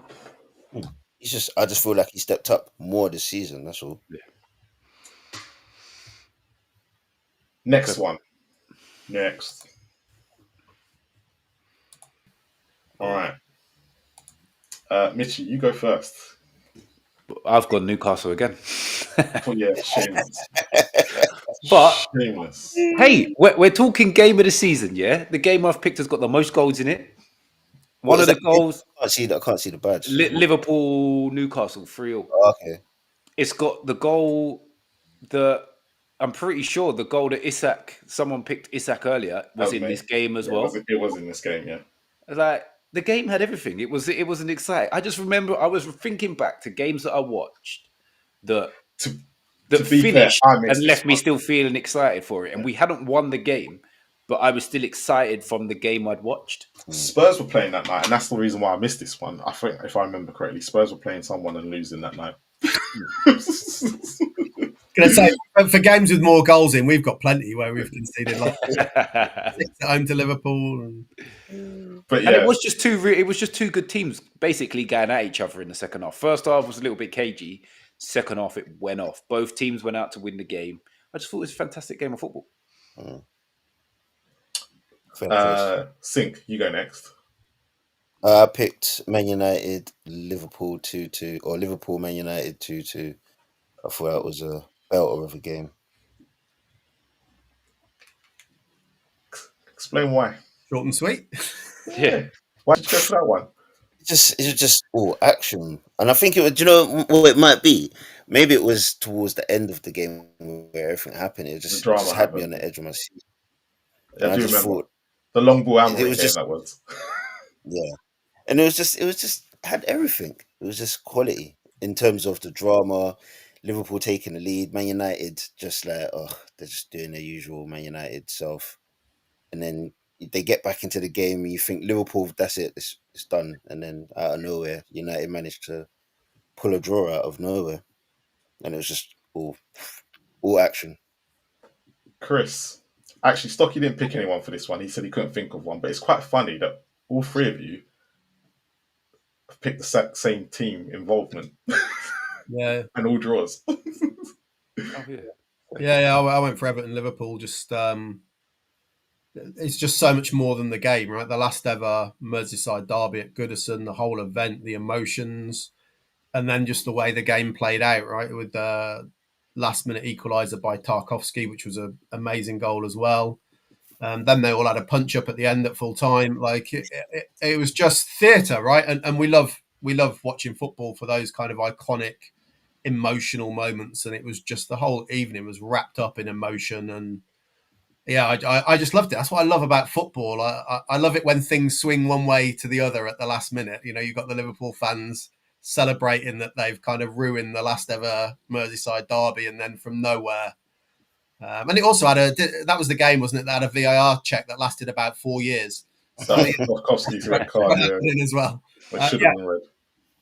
Great game. Just iconic, isn't it? When two institutions of football go head to head, like Everton, Liverpool, Tottenham, Arsenal. I love all of that stuff, and just the added stuff of it being the last game, last minute equaliser. Amazing. So a couple, as you can tell, I was the one who picked Spurs. So you're the shameless one. I'm the shameless. But there was a couple games that I was thinking about when behind this, and I was thinking about the two games that I remember that I sat there on the edge of my seat was when Manchester City got smashed by Arsenal. The 2-2 draw at the Etihad was epic because of all the drama, the VAR controversy, and everything like that had happened. And there was another game now, and I can't even remember it off the top of my head. Oh, Brighton Spurs as well. I thought about that. Where we were absolutely took them apart in the first half. It was 2-0 up. It looked like it was going one way, and then Brighton came out in the second half and completely brought the game back. And I was at the game. I was sat with the Brighton fans. It was such drama. I remember everyone was going, "Oh my god, what?" It was one of them games. It came out of nowhere. I think that's why I was thinking of that one. But the reason why I went for Spurs Manchester City because this was the game that no one saw coming. No one in their right mind saw coming, and because City were the champions and they were getting beat, but they weren't getting battered, and they got completely smashed by a team that has a manager who's crap. Our last game before that, we'd lost at home to Ipswich, right? And we'd lost at home to Ipswich just before that, so there was so much on it. But I remember everybody went, "What the hell has happened to Manchester City?" I just remember everyone was just couldn't believe what had happened. It was the shock of the result, the reason why I picked this one, not because it was Spurs, but it did help that drama was in there. I do love games, and I think back of all the games in history, and the ones that often occur to me are the ones where you sat there thinking, "What the hell am I watching?" And it was one of those. It was one of them, yeah. Like, do you remember when Brazil lost to Germany in the semi-final of the World Cup? It was like 5-0 after 20 minutes. I'm like, what am I watching? What is this? Yeah, games like that, when England won 5-1 in Germany, just games like that when you sat there going, I don't know what I'm watching here. And it was like that. For a Spurs fan, that's probably I've got one. Highlight of the season. I've got one. The game we was 5-0 up after 20 minutes against Tottenham last season. I didn't enjoy that as much, but I was certainly thinking... Everyone expected that. What is this? Everyone expected that. But no, and they're the games that you always remember the shock of it. And that's why I went for City Spurs, because I don't think anybody saw that coming. And that's why I went for it. There's probably some other games that all of us haven't thought of, but you lot all went for draws. And I thought, pussies. At the time, I think at the time, City weren't doing brilliantly, but we were still expecting them to recover, right? And that was the start of the absolute appalling run that they went on. To be fair, like the games that end 4-0, when one team's actually getting battered, at a certain point, I lose a bit of interest unless it's my team, which is why 4-0s and 5-0s and when Newcastle won involved don't even occur to me. Because but for me, it was because it was City. No, if it was anyone else, you're right. If it was Nottingham Forest or Brighton, was it when Nottingham Forest smashed Brighton and we all went, that's it after that. When it's teams like that, you go, yeah, I completely get it. But because this was Pep Guardiola's City, and it was a more reputation where you went, what the hell is happening here? How are Spurs winning this? They can't even beat Ipswich. They can't even beat this team. The only team they've beat in the last 2 months was Man United at the time was our last victory, and before that was City in the Cup. So we were literally going into this game going, okay, this is where City are going to get their recovery. And the teams in it, definitely 100%. And the fact that Timo Werner was burning Kyle Walker at the last minute, and you can't, and that's why I went for this game. It was the sole reason why I went for this game. And that game got Kyle Walker sent to AC Milan. That was it. That was it. It was like, nah. You can't let Werner do that. You get out of it. And you know what? Thank God, because now we can actually get over Kyle Walker trying out for England anymore, because I'm sick and tired of it. Absolutely, this fake speed merchant. I'm so glad that Timo Werner burnt him. Jeez. Ugh. No. And that was the reason why I picked that one. But there was it this season? I can't remember now. When Brentford beat Newcastle, that game was epic. At G-Tech. At Brentford, yeah. G-Tech 4-2. Now I remember watching that game, and that was a brilliant game. That was end to end. Yeah, that was good. But I didn't want to bring that up for Mitchie, No, that's all good. I just thought we were rubbish that day, so yeah. But yeah, you were rubbish, but you still managed. Like, it was the fact you still managed to score 2 goals in the first half. It was 2-2 in the first half as well, wasn't it? 2-2, and we were terrible in the first half. We just somehow managed to score 2. The game was end to end. I remember it, and that also stood out. But I went for Manchester City Spurs. I'd add in as well, just for games I really enjoyed where I thought, wow, they've really set up super impressively here. Mitchell like this. Both semi-final legs of Newcastle Arsenal, I sat there super impressed with Newcastle, just the way That they was a tactical, that was tactical brilliant. masterclass. So, yeah, it wasn't like an end-to-end game, but just the way both legs you're going in thinking Arsenal have got a great chance at, and Newcastle just like There was no jeopardy. everything. No, everything. but the new if I had to pick which leg I preferred, it was definitely with the Newcastle at home leg, because you completely took them apart. They literally just couldn't. They didn't know how to handle it. I think I was more impressed with the Emirates. Yeah, same. I was more impressed with the Emirates because we never really go there and do that well, and it was kind of like do you know what I it was was like, do you impressed know with? when you see the massive guy holding off the 'Cause midget and he's just swinging his I've arms to try and hit you? It was I a bit think like that. He kept him at but the arm's length expectation. the whole But the game. thing is, I agree you played really well and it was brilliant. But the way you turned them over at St James's Park, it didn't look like an Arsenal team that was second in the league. It actually, you made them look very average and ordinary. I would Where the say first game, I thought it was kind of at Arsenal were okay, but you lot done them and it was a good tactical masterclass. But I just thought the second game was so more exciting. Isaac was unplayable both of them games as well. Yeah, he was. I'm not going to choose between the two, but I would say in the build-up to the second leg, it felt from what I saw that there was a massive rhetoric about Arsenal are going to come back. They're still going to do this, and there was just nothing. Nothing. No, you're not. No, you're not. I was like, they were superb. So, game of the season. We've picked 4. Would you still go for your own, or would you pick any that's on the board? I'm still going for mine because of the emotion around it. Because I remember putting in one of my group chats, and I went back to it today, and after that game, it's like, oh, what a game! And I didn't say that about any other game this season that I can remember, but I do remember messaging in the group chat talking about that game. I thought this was one of the best games I've seen in a while. I remember just having 500 to 600 messages in the WhatsApp group because I was doing We Are Tottenham TV that night, and that's why I picked that one. Because that Tottenham Man City's the only other game out of these 4 that I've seen apart from the one that I picked. So I can't really comment on the other 2. Yeah, the Liverpool Man United game, I remember it, but I think I remember it for the last 10 minutes more than the whole game itself. And the Everton Liverpool game was more of an emotional game more than if if it wasn't for sending off the VAR bit, I think everyone would have forgotten it. Me personally. But the Liverpool game, I missed it because I was watching Spurs that night. I remember watching the highlights, going, "Okay, this seemed like it was a quality game." And then wasn't that the game at the end where who was through? Was it you guys were through and the referee blew up? What, Liverpool Newcastle? Yeah, they poked through it out, and we had a 3-on-2, and he blew up. Yeah, see, I remember that part. Okay, last one. Okay, most underrated player of the season. This is. Who do I want to start with first? I'm going to start with you, Sink, because you went really left field. Most underrated player of the season. Who did I pick? I can't remember.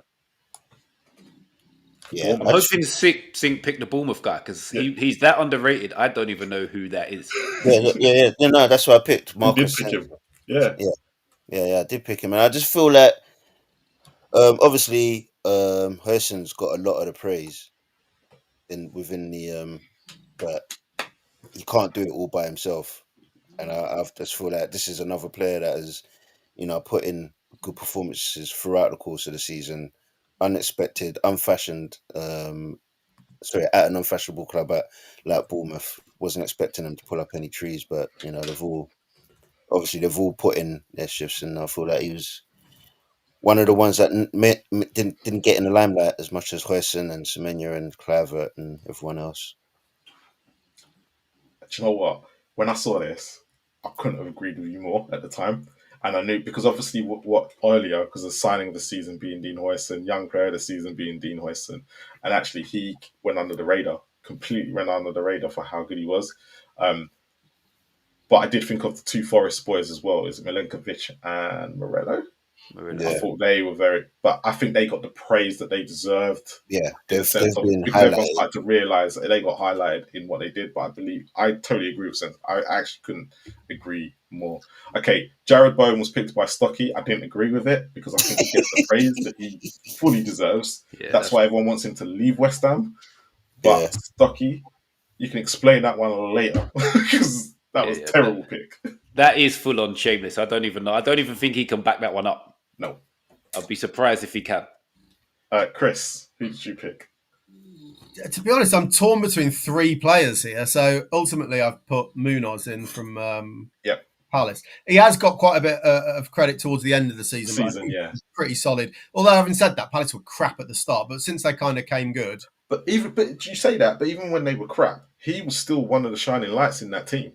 Well, I'm going to put in another Palace player as well, who could also have been considered for signing of the season, which is Lacroix. I think is a good player. Yeah, he's been decent for them. But the one that I really, the more I thought about it, I'm almost inclined more and more towards Mikel Damsgaard at Brentford, who I think is an excellent player and doesn't seem to get much credit because you've got Mbeumo, you've got Visser and whoever. But I think he makes Brentford tick. Like most things go through him. I think he's been there a while on the back of the Euros a few years ago where he's all right for Denmark. He scored against England, didn't he, the free kick? And then he's just kind of been a bit gone missing, really. He's a young player. He's got Odegaard syndrome. But he's really stepped up this year. Every time I've seen Brentford play, and I've seen them play a few more than some others, I think he's really good. I think he could be a top player at another team. But so I don't really know who I've picked. Munoz, Lacroix, Damsgaard. I think they're all quality players who could play at a high level. Go on with a shameless one because I didn't agree with this either because I think he gets the praise that he. I don't think he does. I genuinely don't think he does. Every time I hear people talking about Newcastle, he rarely gets mentioned. The midfielders they mention are Joe Linton and Bruno. When team of the season and stuff are talked about, he never ever gets a mention. Who's that? This guy is our player of the season. Apparently, he's had a fiver on himself at 500 to 1 to win. Tonali is... You know that comment, Richard. Yeah, fair play to the lad if he has. But yeah, for me, Tonali's our player of the season, and it doesn't get spoken about enough. Isaac gets all the plaudits for all the goals he scores, but when Isaac isn't scoring goals, Tonali is still class. He is easily our best midfielder. He is irreplaceable in our side. He is an exceptional football player, and he's the one I'm most worried about. One of the big names in world football coming and getting this summer. I don't think he's been most under. I agree with what you just said. I completely agree. I think he's been one of your best midfielders this season. But I feel like he has been getting the praise because I haven't really heard much about Bruno. It's all been for me for the last 2-3 months. It's been about Tonali and how actually if he never got the misdemeanors of last year, how Newcastle would have been, how quality Newcastle would have been with him in the team. Yeah, I feel like that's a big thing. I think the ban has probably kind of shadowed his path in the Premier League so far. Before he got the ban, everyone was talking about how good he is, how good addition he is. So I don't think he is underrated in that respect. I just feel like the ban has kind of overshadowed his time. Because maybe being underrated. I think if you said Joe Linton, I've gone, yes. No, because loads of people talk about what Joe Linton know about him now. And Bruno do, but I don't think people realise how key this guy is to our team. I think we all know, especially from last season when he wasn't there. Yeah, and he's come up with some important goals, especially in his running as well. And I think everyone's realised that how good he has been and how good of addition and how brilliant he's been in that midfield. And even when Isak's been out for this last couple of weeks, it's been Tonali that's been stepping up with Murphy. But for me, I do get it. But I don't think for me, he wasn't underrated, but I get what you're saying. That actually, when it was the beginning of the season, everyone was talking about Joe Linton and Bruno.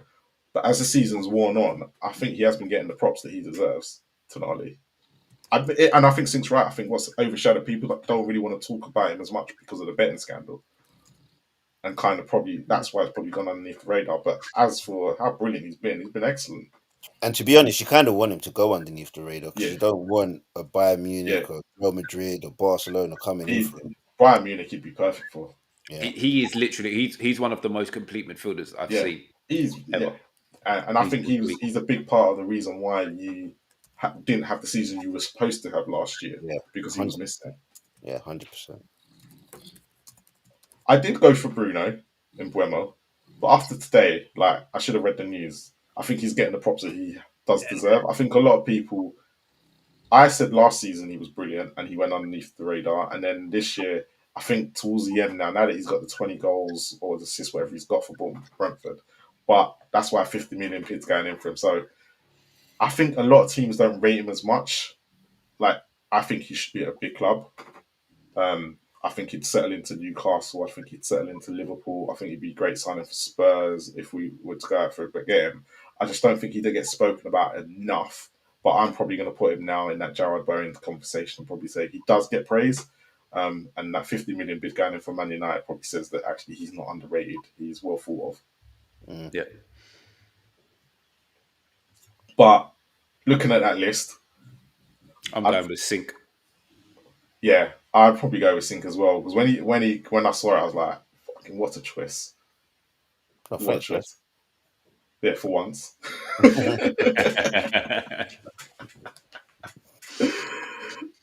Oh, mate.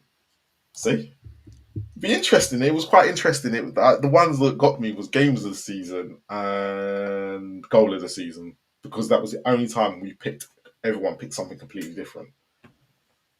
Yeah. So it was good on that sense. But that's it.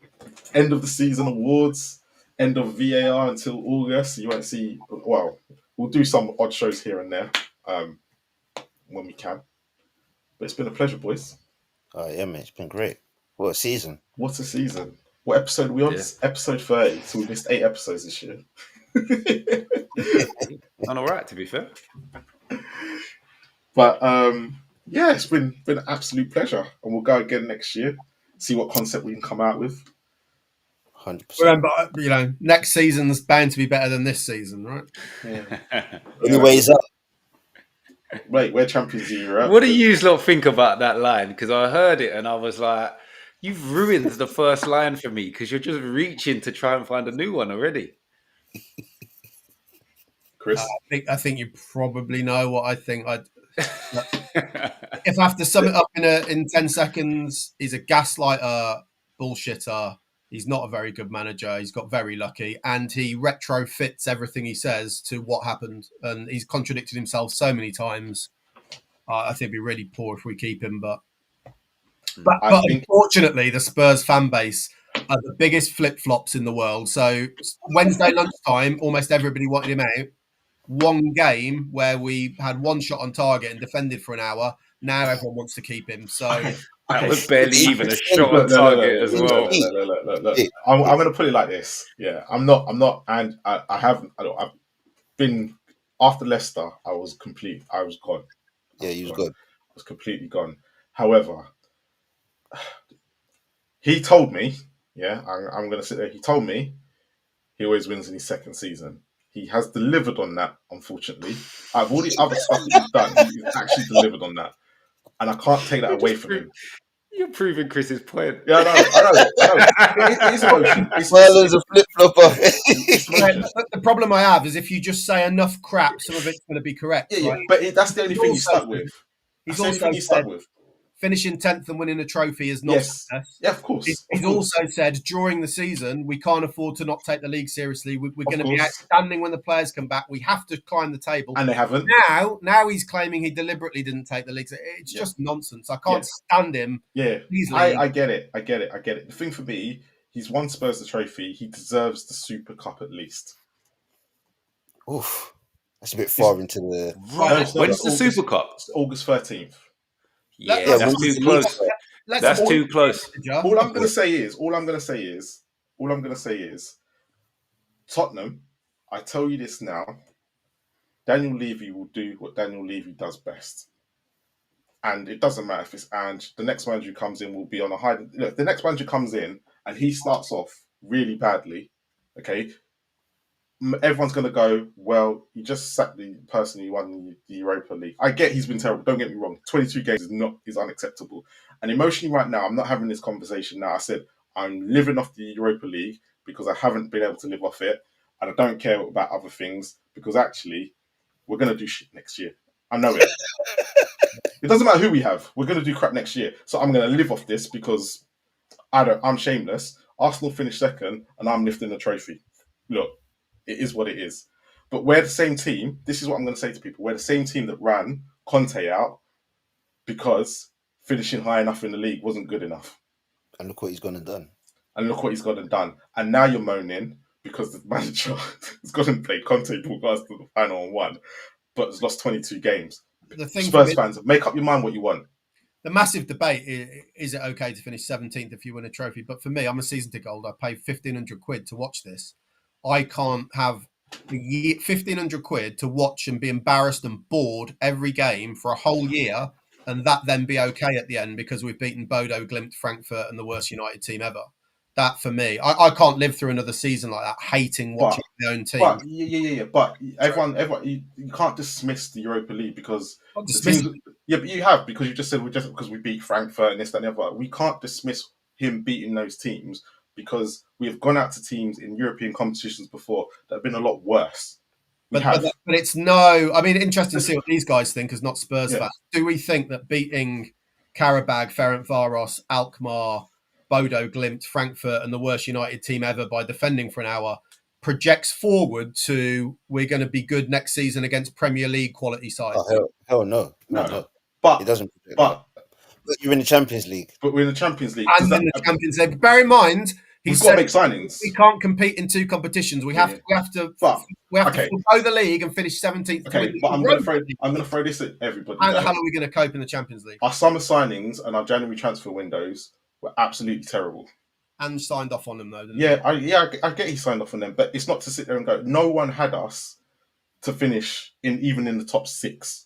Yeah, but no one had you to finish 17th. But no one had us finish 17th, and that's nonsense. That. Just look on Spurs YouTube. There's a wealth of videos of how we're going. Yeah, that's what. Look, forget Spurs YouTubers. I'm talking about football fans because Spurs YouTubers are gaslighting too. Don't get it twisted. Because if you our fan base had Ange always delivers in his second season, which he has in the cup, but they were full of how you can't sit there and dismiss it. Right, to be fair, I would have had you in and around 6th though. Absolutely, I wouldn't have. I would have had us about 8th or 9th. I said it, 8th or 9th. In and around 6th. I'm telling you, I'd 100%. I would have had you in and around. Our signings were where I would have had Chelsea. No. Our signings were so bad, and I did really rate Ange from the season before, so I knew what was coming. I just didn't expect 17th. I don't remember seeing any predictions of us lower than 7th. So I think you go back to my Irish prediction. I thought he was going to be sacked by Christmas. I thought Ange was going to be sacked by Christmas. You've actually got to ask yourselves, what is the odds of Tottenham having a better transfer window than they did last season? This is the question, and that's the right question. It changes nothing. It changes nothing, and the next manager that comes in is going to do exactly the same. So I'm kind of in a sense of what, better devil I know. Agree with that more. I think almost every manager gets far more out of this squad than Ange. Yeah, for me.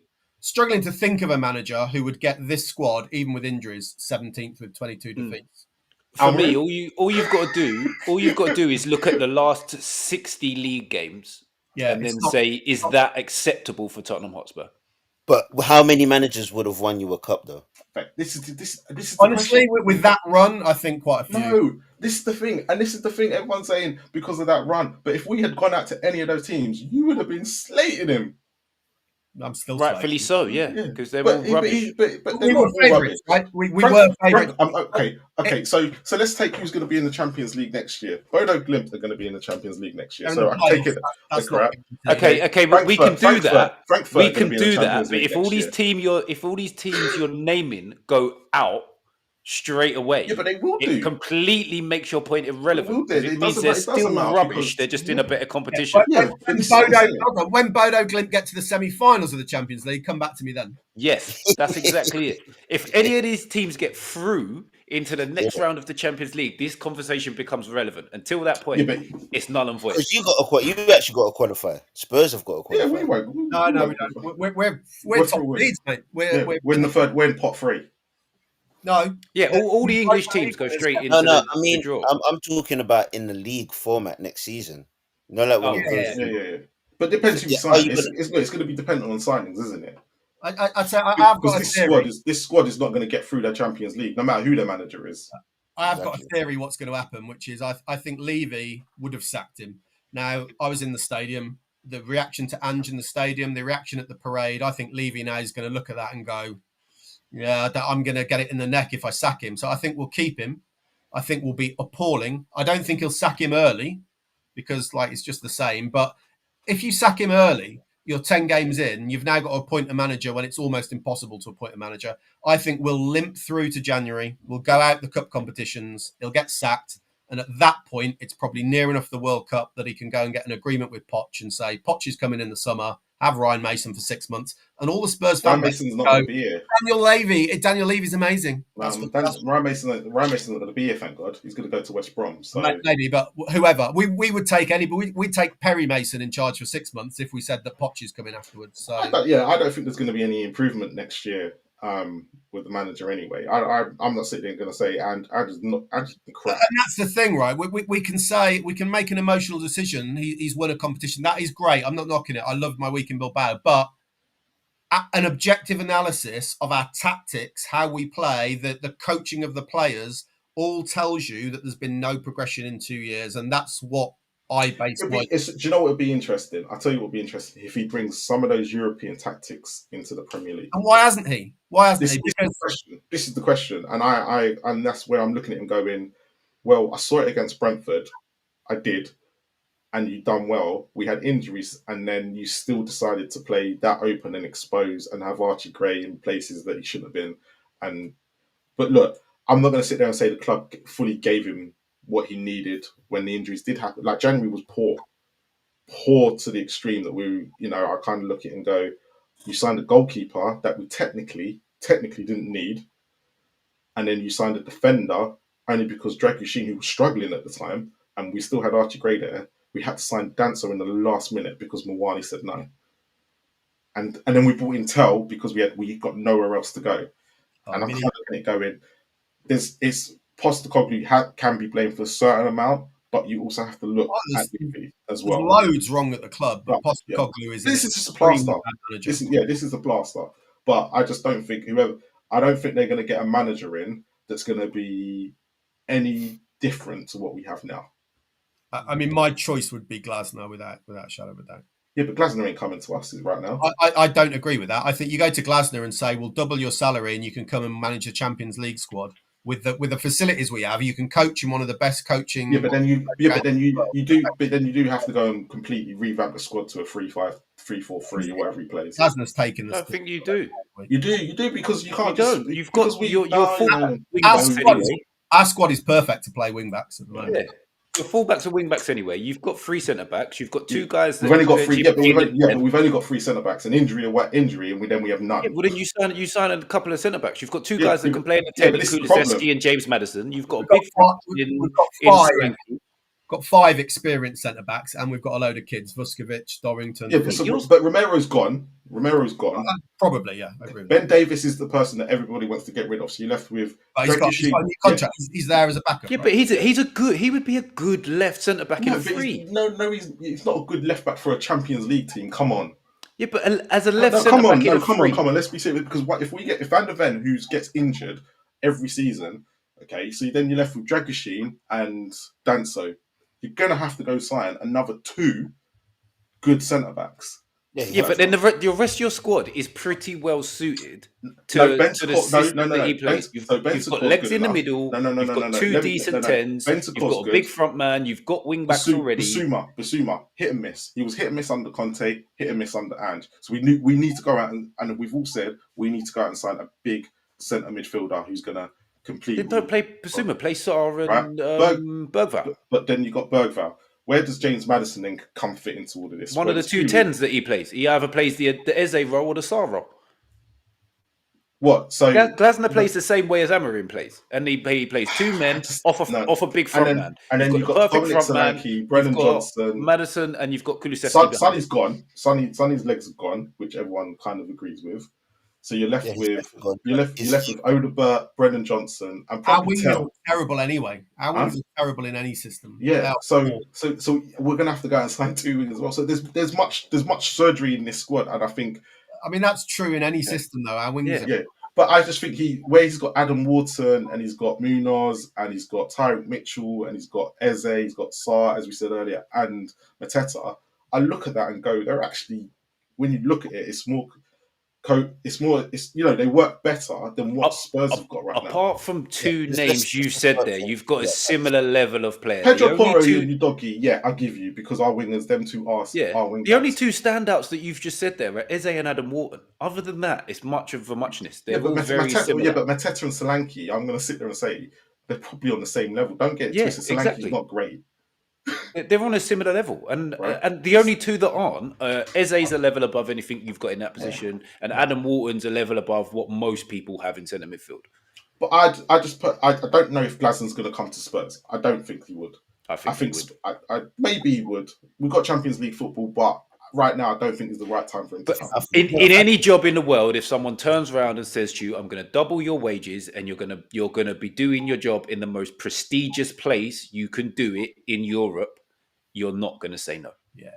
It's just the football pecking order. In the same way Real Madrid come for our players, they go. Okay, so hold on. This is the same Daniel Levy that don't like paying wages, but he's going to double someone's, Yeah, because he's not going to be on loans at Palace. Apart from Ange, we have always paid in the top 2 or 3 for our managers. Yeah. See how that's worked out. Yeah, because we then don't back him with proper players. But this is the problem, and I think managers are now looking at the club like that. Yeah, there'll always be a manager who will take. That's why you lost your pull in terms of getting managers, and that's why you had to sign. Ange, this is how we've ended up with Ange. Unfortunately, I'm not sitting there. Ange is not the right man for Tottenham. I've said it for weeks. I think you see, like when Conte had that outburst in that press conference, it still stands today. I think a lot of managers look at that. Mate, that's why I say we should build a statue of Conte outside the stadium. But there you go. Interestingly, if Ange does leave, I've had a debate with a few people about this today. I personally don't see him getting another decent high-level job. No, not high level. He'll get another job, but it won't get another job. He could go to Saudi and get a big pay. I think he could get, say, let's just say he could get a. What's his level? Because I don't see. I think he gets a semi-decent international job. I think he gets a semi. He's just one. He's just what we might not take it seriously then, as you've all played it down. But Europe take the Europa League seriously, and he's done quite well in it. I think any potential. I don't see him getting a job at Dortmund or Bayern Munich. No, not the top. But if you look at the teams that you're in the Europa League even in Serie A, you see him getting AC. No. I don't think he goes club football. I think he gets a semi-decent international job. I think he gets a mid-table Spanish team. I don't think there's one team in the Premier League. He's not getting a Champions League team, is he? No. Probably not. But I think that tells you all you need to know. If there's not a team in the Premier League that would take Ange, there'll be a few. Southampton would have taken him. But not in Premier League. I think there'd be a few teams in the Premier League that would actually think of Ange and they'd be more suited. I always said that he was more suited to the way Brighton do theirs and the way they sign players. More than you'll get them teams relegated, man. Yeah, I agree. Honestly, I can only go my opinion. I've watched Spurs for 40 odd years. In my opinion, the worst manager I've ever seen at Tottenham. Wow, he's not the worst. In my opinion, he is in the time. He's not the worst. There's been some worse managers. Like Ozzy Ardiles was bad. Isn't he like statistically league Premier League? Yeah, Premier League worst manager you've had. Premier League, yeah. Not in Premier League. This is our lowest points per game ratio in our entire history. So it kind of backs up what Chris said. Yeah, this season. Yeah, but over 2 seasons, he's not the worst manager because over 2 seasons it doesn't work like that. He's going to end his whole tenure. He's not the worst manager. It's the single worst season. Points per game. Okay, yeah, the season. But you're saying he's the worst manager in our history. But I didn't say that. I said in my opinion. Yeah, in 40 years. But over 2 seasons, he's not the worst manager. Over 66 games, he probably is. He probably is up there, But but he's won. in But my he's won a opinion- trophy. In my opinion, he's the worst manager in my lifetime of watching But Tottenham. but he's still won a trophy. He's got a trophy to back it up. Yeah, absolutely. You can't dispute that. Roberto Di Matteo won a Champions League, by the way. Exactly. Bad managers win cup competitions. Yeah, they do. But it doesn't mean Roberto Di Matteo is the worst manager in football history, does it? Well, where's he been since? What's he done since? I think he retired on that. He's probably one of the worst managers to win the Champions League. I'll give you that. What a note to retire on, though. Yeah, what a note. I'd retire on that. There's so many clear warning signs here. The last time we won a trophy, we had Wendy Ramos and we shit the bed the next season. Even just Eric Ten Hag. Yeah, but the signs are there of sticking with a bad manager who wins a cup. Yeah, but Ten Hag is probably better than the one they've picked. Nah, not a chance. No. You can't really. I can't really make a judgment on Amorim because. Yeah, but you're not going to. But where did Ten Hag leave them? When he was sacked, where did Ten Hag leave them? They wasn't anywhere near. The argument when he's had I think that's irrelevant. Yeah, I think that's relevant. This is what I'm saying. But you're saying that Ten Hag. But if you look at the way this season's gone right now, Amorim is not producing anything better than what Ten Hag was producing. I wouldn't expect him to with one player and one transfer window. Exactly. So you can't sit there and say that it was the worst thing when Ten Hag. Yes, they were wherever they were, but they were 4. I think they were 4 points or something stupid off the top. It's not about Amorim. It's about should you have kept Ten Hag? And the answer is no. The Jim Ratcliffe just came out and said no. Said we got it wrong. You can't argue that was the correct decision to keep it. We don't know. But okay, we'll see. But if Amorim doesn't pick it up next year, because there's no guarantee that he will. Argument. Yeah, but that's a separate argument. So right now we don't know. So having that argument is irrelevant. Is a completely different question. But it's irrelevant. It's irrelevant because we don't know what until Amorim. And also, what you got to remember, because in hindsight, it's a wonderful thing. No. Because Amorim is so what happens next year? irrelevant. What happens next year if Amorim finishes 14th, 15th? You're going to sit and go, but is it going to be Ten Hag? Oh, we should have still sacked him. Amorim is completely irrelevant to the question of do you and Leverkusen, and if Leverkusen are then suddenly 3rd or 2nd in the Bundesliga, how do you not understand this? Amorim is irrelevant to the question of last summer, do we keep Ten Hag? Who you replace him with is a separate question. Do you keep the manager at that point? You can't say, well, if we point Amorim, he'll do really bad, so we can't. Amorim's irrelevant to the discussion of does Eric Ten Hag stay or get sacked? Well, it's not irrelevant because your next manager is going to go on because your next manager is the one you go and pick. But it is though. We don't know how that tenure is going to go yet. It's obviously irrelevant. If you make another mistake, that's a different mistake.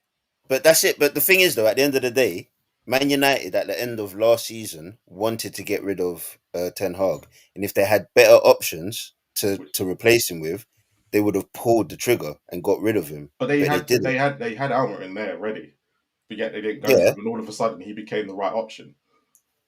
Yeah, because things have got a lot worse, haven't they? And then they went and picked they've gone and picked Almer, and it got even worse. And it got even worse.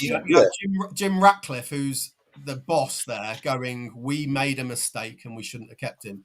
I can't believe that anyone then, when you've got the owner of Man United saying we made a mistake, is going to go, no. It seems like they've gone and made another mistake. They made loads of mistakes. Another mistake. They make mistakes week in, week out. It's just it's mistake after mistake. They paid us a stupid amount of money for a sporting director that they sacked.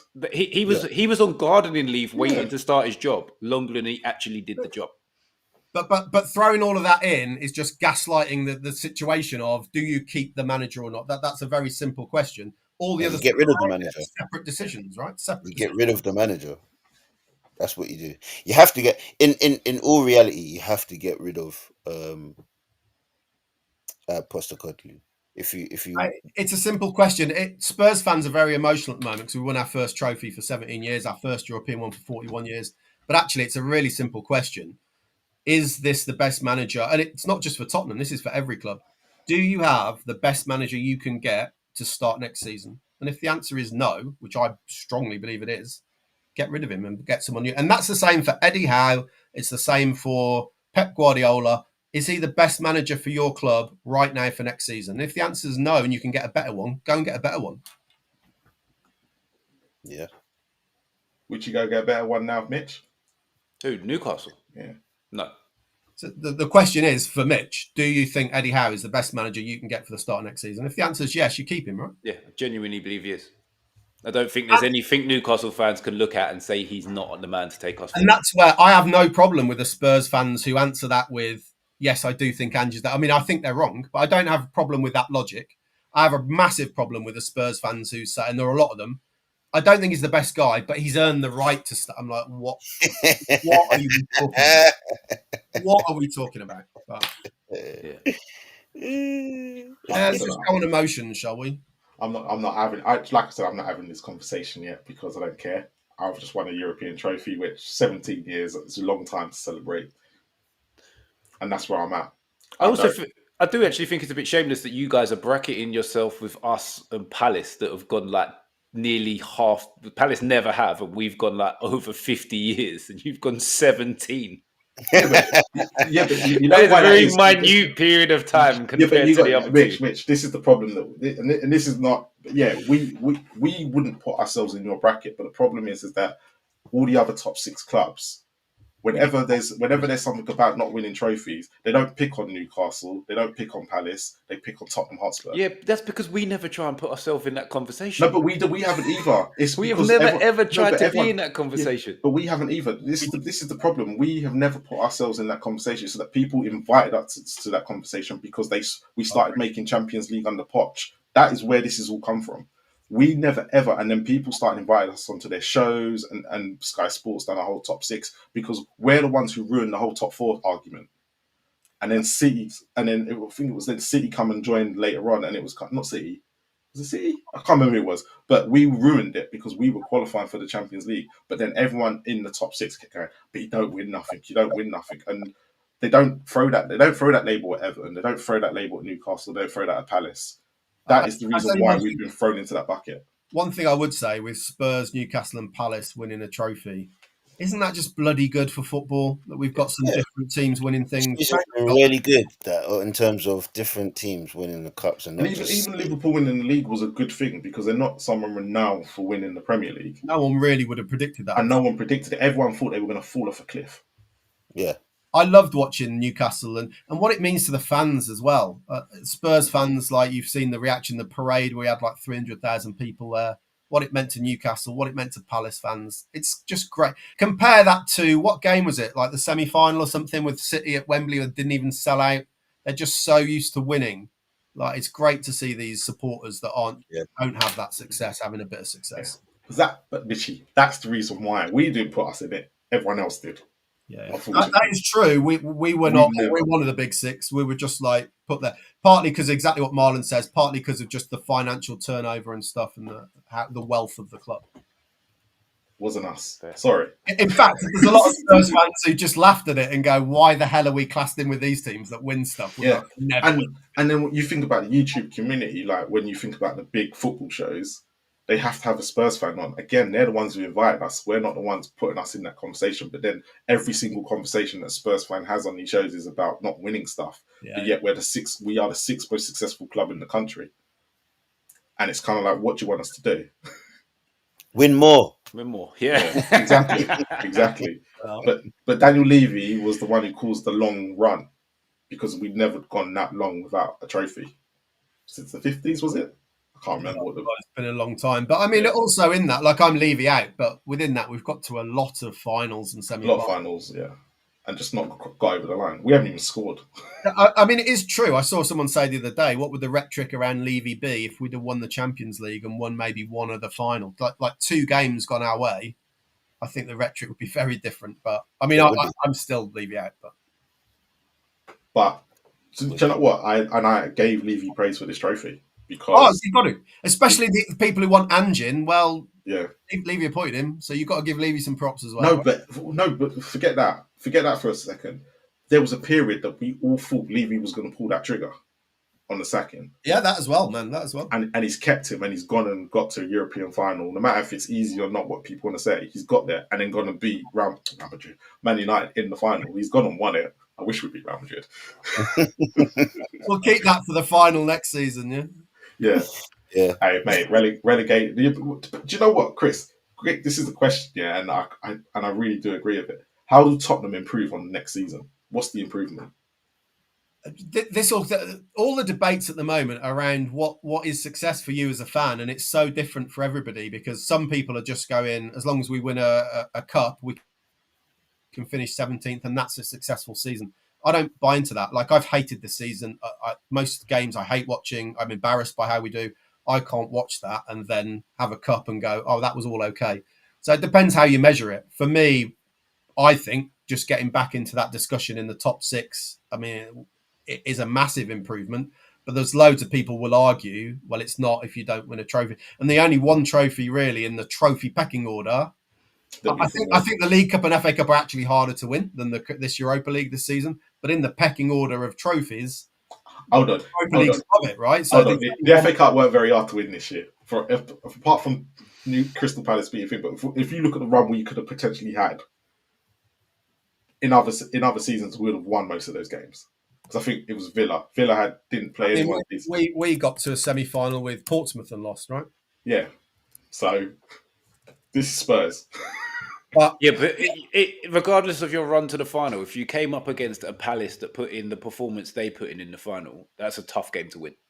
They beat Villa, thrashed Villa 3-0 in the semi-final and the final. The performances. Yeah, but if we had a decent manager, we wouldn't have lost to Palace.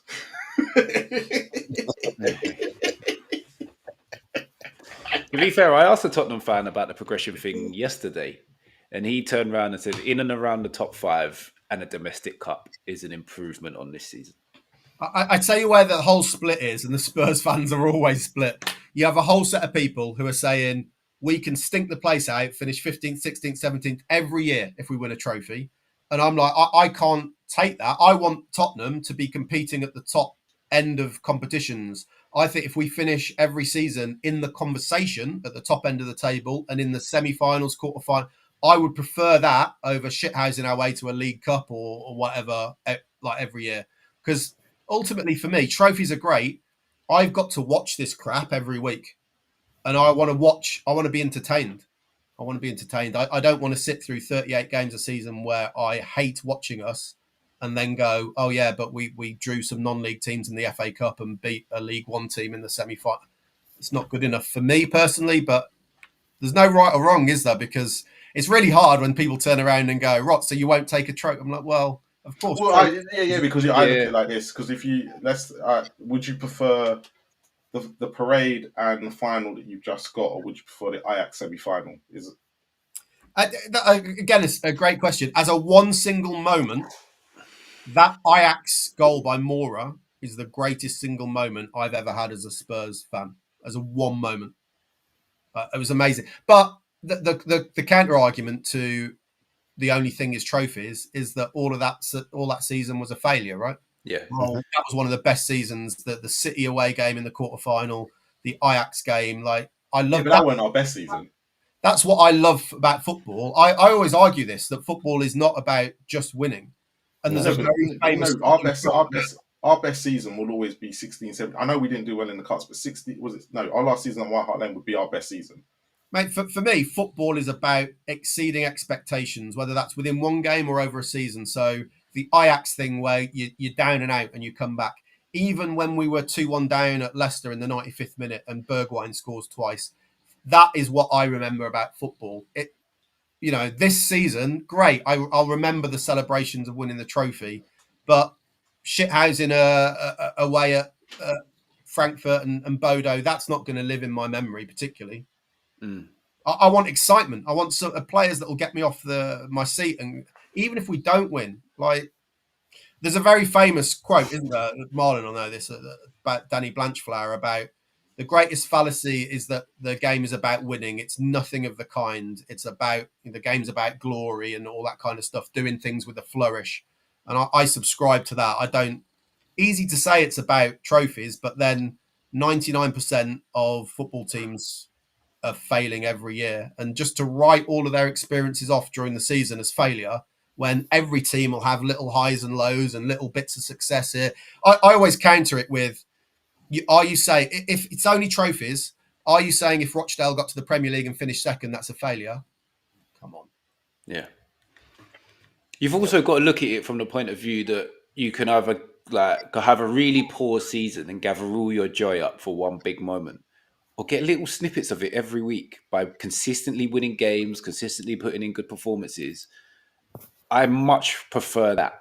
Them little snippets of every week, you get that little bit of joy. You've won the game. You're in a better You mood can than say letting that it because you've all had build that up this and it season. just being crap. You've had that this season. Yeah, but I've had both. I've had both. You've won the cup and you've had the snippets Mate, this season. You've had it all No, in but one I've go. had both. So what? I always said that my favourite times until these Finish last 15th and win the League Cup, then come back to me. Nah. You know what I hate, though? You know what I hate? I think you've had the opposite of this, Mitch. Every week this season, I've gone into it thinking we are going to get absolutely embarrassed. And mostly we have. I want to go into every game, even if we're rubbish, because historically we've been very poor, but we've had some exceptional players. I want to go into every game thinking if Bale plays well or if Ginola plays well, we've got a chance. Yeah. And this season, every week I've just gone in going, it's going to be the same shit show that it was. And it has been. And I can't, that's not what I want from my football club. Going into games thinking, just keep it close today. If we can concede, don't concede 6 at home. You know, Yeah. 5-1 down to Liverpool. We're singing Ange Postecoglou's name. Do you know, it's funny. It's funny because if you take last season and this year, if we'd have done exactly the same as we did last year, I know we had a shit end. We'd have made Champions League football, like still on 66 points because I think we've got the same record as Newcastle. I think that they had this year. Yeah, the points totals have been so low this year. Yeah, but no, Newcastle got 66 points this year, 120, drew 6, lost 12, and that's what we had last year. Exactly the same. I do just But you didn't enjoy that though, did you? Just one last thing. You won like 9 of your first 10, so then the rest of the season, you still hardly got any little snippets of joy because most of your wins came in the first 10 games. We were 12th in the form table for the last 28 games. Yeah. But the one thing that annoys me about Ange, I've got to the point with Ange where I don't won 12 more games than we did this year. I don't rate Ange as a coach, but I've come to dislike him as a manager, not as an individual person. I don't know him. But when he comes out, the way he reacts to the media, even yesterday, when they say to him, how do you rate your season? And he just goes, how do you rate the season? Outstanding. And then he's saying things genuinely said that. And then he's saying things like, I don't know why I'm here and there's questions about my future. I'm like, have you looked at the league table, Ange? Like, I just find him that he bullshits so much. I just can't be doing with it. I don't like him at all. You know what? I wouldn't keep him. So, you know, the YouTubers and Chris and all that, I love watching their meltdowns. It's more entertaining. Keep Ange just for content. Yeah, I know. I promise you now. Doesn't matter if his team's crap. Yeah, no, man. Do you know what? The content, keep the numbers up. Do you know what? The content has been absolutely brilliant this year. I mean, absolutely brilliant. Spurs fan base is great for YouTube content. Great content. I promise you, if we keep him, my tickets are going up on the resale site because I'm not going to go and watch this crap next season. You heard it here first, guys. Just give me a ticket for free then. Don't have to sell it. Just give me face value. I'll go. Face value at the I'll go. No, the average of like quid a ticket, whatever I pay. Let me go. I'll go watch that crap. I find that argument, not that you've made it, but other people make that. Yeah. All of the league seasons are relevant now. I find that really disrespectful to season ticket holders who pay top dollar to go and watch this. I find it really disrespectful. Yeah, hold on. Just quickly on that though. But there was a lot of season ticket holders yesterday because I've always said that you guys have the biggest voices, but there was a lot of you yesterday in that stadium cheering that man on, and he went and told you that it was irrelevant, and there was a lot of you cheering him on yesterday. Oh yeah, no, I mean, well, yeah, because a lot of Spurs. So you're saying that, but you're just one of a few season ticket holders who were disappointed. The rest. Yeah, what you got to remember, though, Marlon, what you got to remember is no one's bigger than the club. So the fans are cheering the club, and maybe some of them are cheering Postecoglou. No, I guarantee you now, on the majority scale, they're cheering the club, and I'll tell you now, majority of them are cheering Ange. The only thing with that, I've got no real problem with that. But next season, when we're crap after 10 games, you can't have an opinion of this is unacceptable. If you're going to say, actually, in hindsight, it's acceptable when you win a trophy, whilst you're in any cup competition, you can't have an opinion of this is not acceptable because it might wait till you're out of all of the competitions to then have a win. Exactly, which I think is utter nonsense. But there you go. Do you know what? I hate you because like I said, I'm parking. Like, I don't want to think about this. I know it's crap, but yet you lot keep bringing it up to me, and I'm like, let me just celebrate my trophy, please. Just let me celebrate it. Yeah, no one's saying don't. The problem has happened in the YouTube community over the last few days is it's not that people say don't celebrate, like go and celebrate. The problem has been that a lot of people who are celebrating are now going, Ange's amazing, we've got to keep this guy. And that's triggered people like me who go, no, he's not.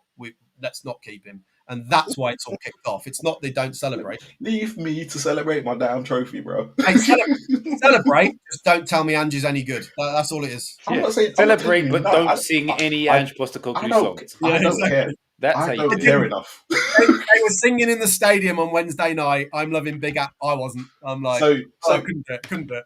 So I heard. No crowd yesterday was singing the Ange song, and I heard that the people were. Because I was on Tottenham TV. Oh, that's what he said. No, the crowd yesterday were singing Ange songs. Yeah. I think he is. Then they were definitely singing. So they did. And look, a lot of people want Ange in. Well, I want Ange in.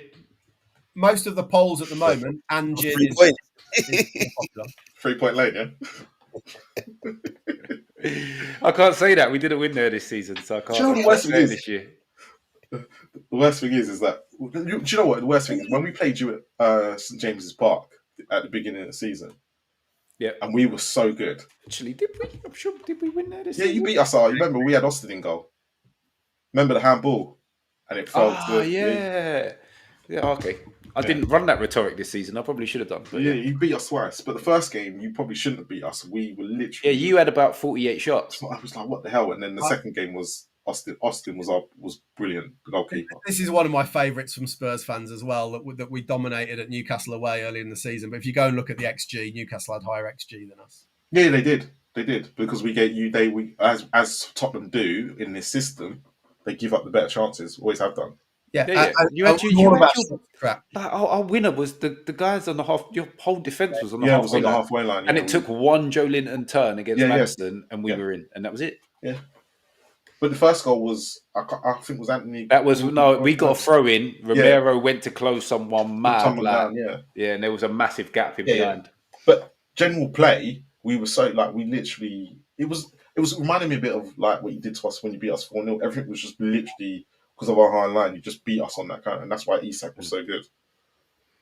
That was a period of the season where we were pretty impotent. We were dominating games, but even in that game, the goal we scored was an own goal. Oh yeah. But it is what it is. But yeah, let me celebrate my Europa League, please. You guys celebrate, mate. Like Newcastle celebrated. I have to celebrate a loss yesterday against Everton. Celebrating Champions League. I can't believe you got away with that. Hey, it happens. It happens. We're not celebrating a loss. We're celebrating the fact that we get to hear glorious music at St James's Park again next season. So do we. It's what we're listening. This is what we're all here for. We're all here for. I might as well get bloody thingy, didn't it? Monetized. Just don't pull a Villa in it and play the Europa League when you're in the Champions League. Here's a question I don't know the answer to. Can, in the new group stage where there's 32 teams or whatever there is, can teams from the same country play each other? They're not supposed to, but I don't know how that's going to work. I don't think they can in the group stage. Yeah, I suppose that could happen this season with 6. I don't know how it's going to work. I don't know what the rules are. So I believe I'm going to assume that the top 4, the ones that have made it this year, probably will have country protection. But I don't know how it's going to work for Newcastle and us. I think it might even potentially work the other way round because we're the only English club in the bottom pot. So that's the easy one to negate. None of the teams can play us because there's so many other teams in the pot that aren't. Yeah, it's going to be interesting on Spurs what happens with Spurs because it's going to be hard to negate that. That's 6 potential. Liverpool and Arsenal and City will be in pot 1. Yeah, I'm pretty sure that it still can't happen. We still can't play. Yeah, so Tottenham and Newcastle should be fine. No, actually, can we? Because it depends on pot 1 who's in that. I saw the pots earlier. Yeah, I saw the pots earlier. Normally, I save these things, but I didn't. Mental that Spurs are in pot 1, but is what it is. I've got a feeling that they could play each other, but I don't know. I don't think they can. No, I don't. So I from what they did this year, none of the countries could play each other. So I believe they still had that, but I don't know how it's going to work with more extra teams in it. That's the only bit. And I thought I've just seen it. Teams from the same association can't play each other in that stage for definite. So we're going to avoid it. You're not in pot 1 though, are you? Yeah, we're not in pot 1, Chris. I thought the Europa League. I was told. No. It doesn't work. I think it goes purely on coefficient. Coefficient now. We're in pot 2 or 3. We're 3. I think we're in 3. That was what I originally thought. I was told different. No. Pot 1 should be Real Madrid, Man City, Bayern Munich, Liverpool, PSG, Inter, Chelsea, Dortmund, Barca. Yep. Pot 2 should be Arsenal, Leverkusen, Atletico, Benfica, Atlanta, Villarreal, Juventus, Frankfurt, Bruges. Pot 3 should be Tottenham, PSV, Ajax, Napoli, Sporting, Olympiacos, Slava Prague, Bodo, Marseille, and pot 4 Copenhagen. I'm not sure who that is. Monaco, Ferencváros, Galatasaray, Celtic, Union, Bilbao, and Newcastle. Yeah, there's still a certain other teams to confirm, isn't there? Before that's all confirmed, there's still a few teams to confirm. I actually prefer us not being in that because I think we're so far away from competing that we'll probably get knocked out, or we'll go through in to the first knockout phase. But by being in pot 3, we'll actually get to see some proper top tier European teams, right? Yeah, but the pots are pretty much it's irrelevant. The pots are pretty much irrelevant because you played 2 from each pot anyway. Yeah. You're so right. it's irrelevant. We're going to see a top team, and we could end up seeing 4 next year because pot 2 is not half bad either. Yeah, there's some very decent teams in pot 2. Well, and Frankfurt. Yeah, and Club Brugge. 9 Spurs. We'll get Frankfurt and Bruges. Generally, I think we should be good enough to get in the top 24, which qualifies you for the first knockout phase, right? Yeah. No, the bottom 8 of that 24 go into a playoff, don't they? Playoff, yeah. So the top 8 go through automatically, and then 9th to 24th play off against each other in the kind of first. Yeah, whether you call that the first knockout phase, well, it is the first knockout phase, isn't it? Where City went out to Real Madrid, wasn't it? Yeah. I mean, there were some huge ties in that round this season, wasn't there? I think we should get through to that because it's finishing the top 24. We should do that, but not advanced stays, by the way. But anyway, do you know what? I don't think it will happen. Yeah, but in a perfect world, with the Champions League final, PSG go through, win it. Tottenham play PSG in the Super Cup and win it for the most shithousery against Arsenal ever. That would just be perfect. I know it ain't gonna happen, but you never know. I can dream. Yeah. I can't believe I'm listening to a Tottenham fan talk about winning the Super Cup now. Hey, we have a chance. What's going on here? We're in it. You gotta be in it to win it. We're in it. My head is gone. Hey, who the hell put Tottenham in the Super Cup? Yeah, wow. Unbelievable. See, that's what I'm saying, people. Let me enjoy the trophy. Let me enjoy the Super Cup. No, enjoy it, man. Enjoy it because it doesn't come down. This time next year, I'll be crying. I'll be sitting there going, "Ange should have gone earlier. Why is Ange still here? Why is new manager in?" If Ange is still here and we win the Super Cup, then we are going to have him forevermore, probably. Oh, mate, yeah. You guys need a nosy. I'll have to accept it. But yeah, I don't know whether to go to that or not. I'll probably get a ticket, but these trips are not cheap, boys. I don't know. I think I posted it into the group. 5-hour train, then a 20-hour boat journey to Santander, hire car to Bilbao. It was long, man. It was long. Wow. Well, at least you won. Mate, it was great. Honestly, my favourite thing about it, weirdly, sort of, he can't celebrate this win. He hates Ange. My favourite thing, weirdly, in a way, is almost not the trophy thing. It was all the fans being there together. And when I was there in the fan park, I met like a load of YouTubers that I'd never met before that I've been on various things with. I met people that I used to work with 5 or 10 years ago that I've not seen for years. And then the next morning, I got loads of messages on Facebook from like old school friends from 30 years ago. It was just like, it was actually quite emotional, like everybody in it together. And that's what I loved. The unity of the Tottenham fan base, which is, as Marlon will know, is like the rarest thing in the world. Like we are the most divided fan base, but for 24 hours at least, it was. Yeah. When it comes to Daniel Levy, has created literally a fan base that's more divided than anything. It's this ownership because under Sugar we weren't this bad.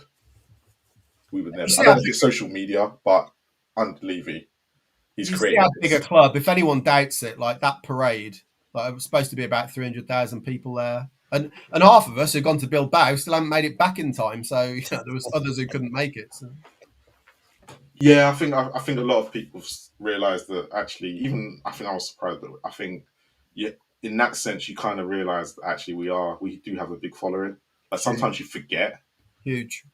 but just the parade and even the fact that we're playing Manchester. I know Manchester United didn't, the fans weren't taking it as seriously as us. Don't get me wrong, but they still support their club, Man United, and it just seemed like we had way more people there than they did from what they were showing. And the media love Man United because that's what sells. Man United are the biggest club in the country. I'm sorry, Liverpool fans, but they are. We did, but we're so starved of success that we were always going to send. Same with Madrid. I don't know how many people were in Madrid, but Spurs fans go in there tens of thousands. Like it's ridiculous. We had 15,000 tickets, and I think there's about 40,000 Spurs fans travel. Yeah. To what? Yeah, I think they said there was 225,000 people there on parade day. Mental. I heard up to 300,000. Kind of hard to count, I suppose. But I don't know how they get these rough figures. I'm probably coming out the stations. Who's tapping in and out for the day. Yeah. But I tell you the one thing that for me was like a big eye opener was how diverse the fan base was as well. Just went because I walked from Edmonton Green up to Tottenham, and it was just a mixture of everybody. And because in the stadium you don't really get that, and things like that. But it was just such a mixture of people, and it was just where Spurs were when I was going to the away days all them years ago. Completely different to what it is now. It was so good to see. That's one of the most beautiful things. I get a bit emotional here, but about football, right? The way it brings people and going back even to the famous stories of World War One and the English and the Germans playing in no man's land, right? Football can bring any group of people together, and when it works like that, it is a beautiful thing. Man. It was, and yeah, just seeing everyone was on the same page, and just seeing everyone that was on the bus stops and all that, and that was dangerous.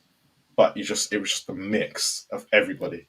It didn't matter who you were. The olden day pictures, in black and white, but in our time now. But it's going to be something that we'll look back on and go, wow, absolutely wow, 100%. So, and and also I got recognised a couple of times. So it's like really me. I spent about few hours with Lubo, but I got a picture with Lubo, which in the Spurs YouTube world is almost as good as getting a picture with Marlon. But I'll have to wait for that next time, mate. Next time. But on that note, guys, again, as I was trying to close the show, Mitch, you have stuff coming up over the summer, won't you? Yeah. Always where the owls sleep. We will be going Sunday evenings throughout the summer. We're going to try and run a show every week.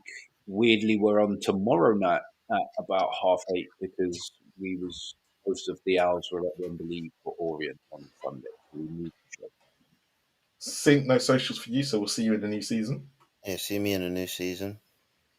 We do have an extra panelist as well that will be joining us in the new season. Sweet. As well.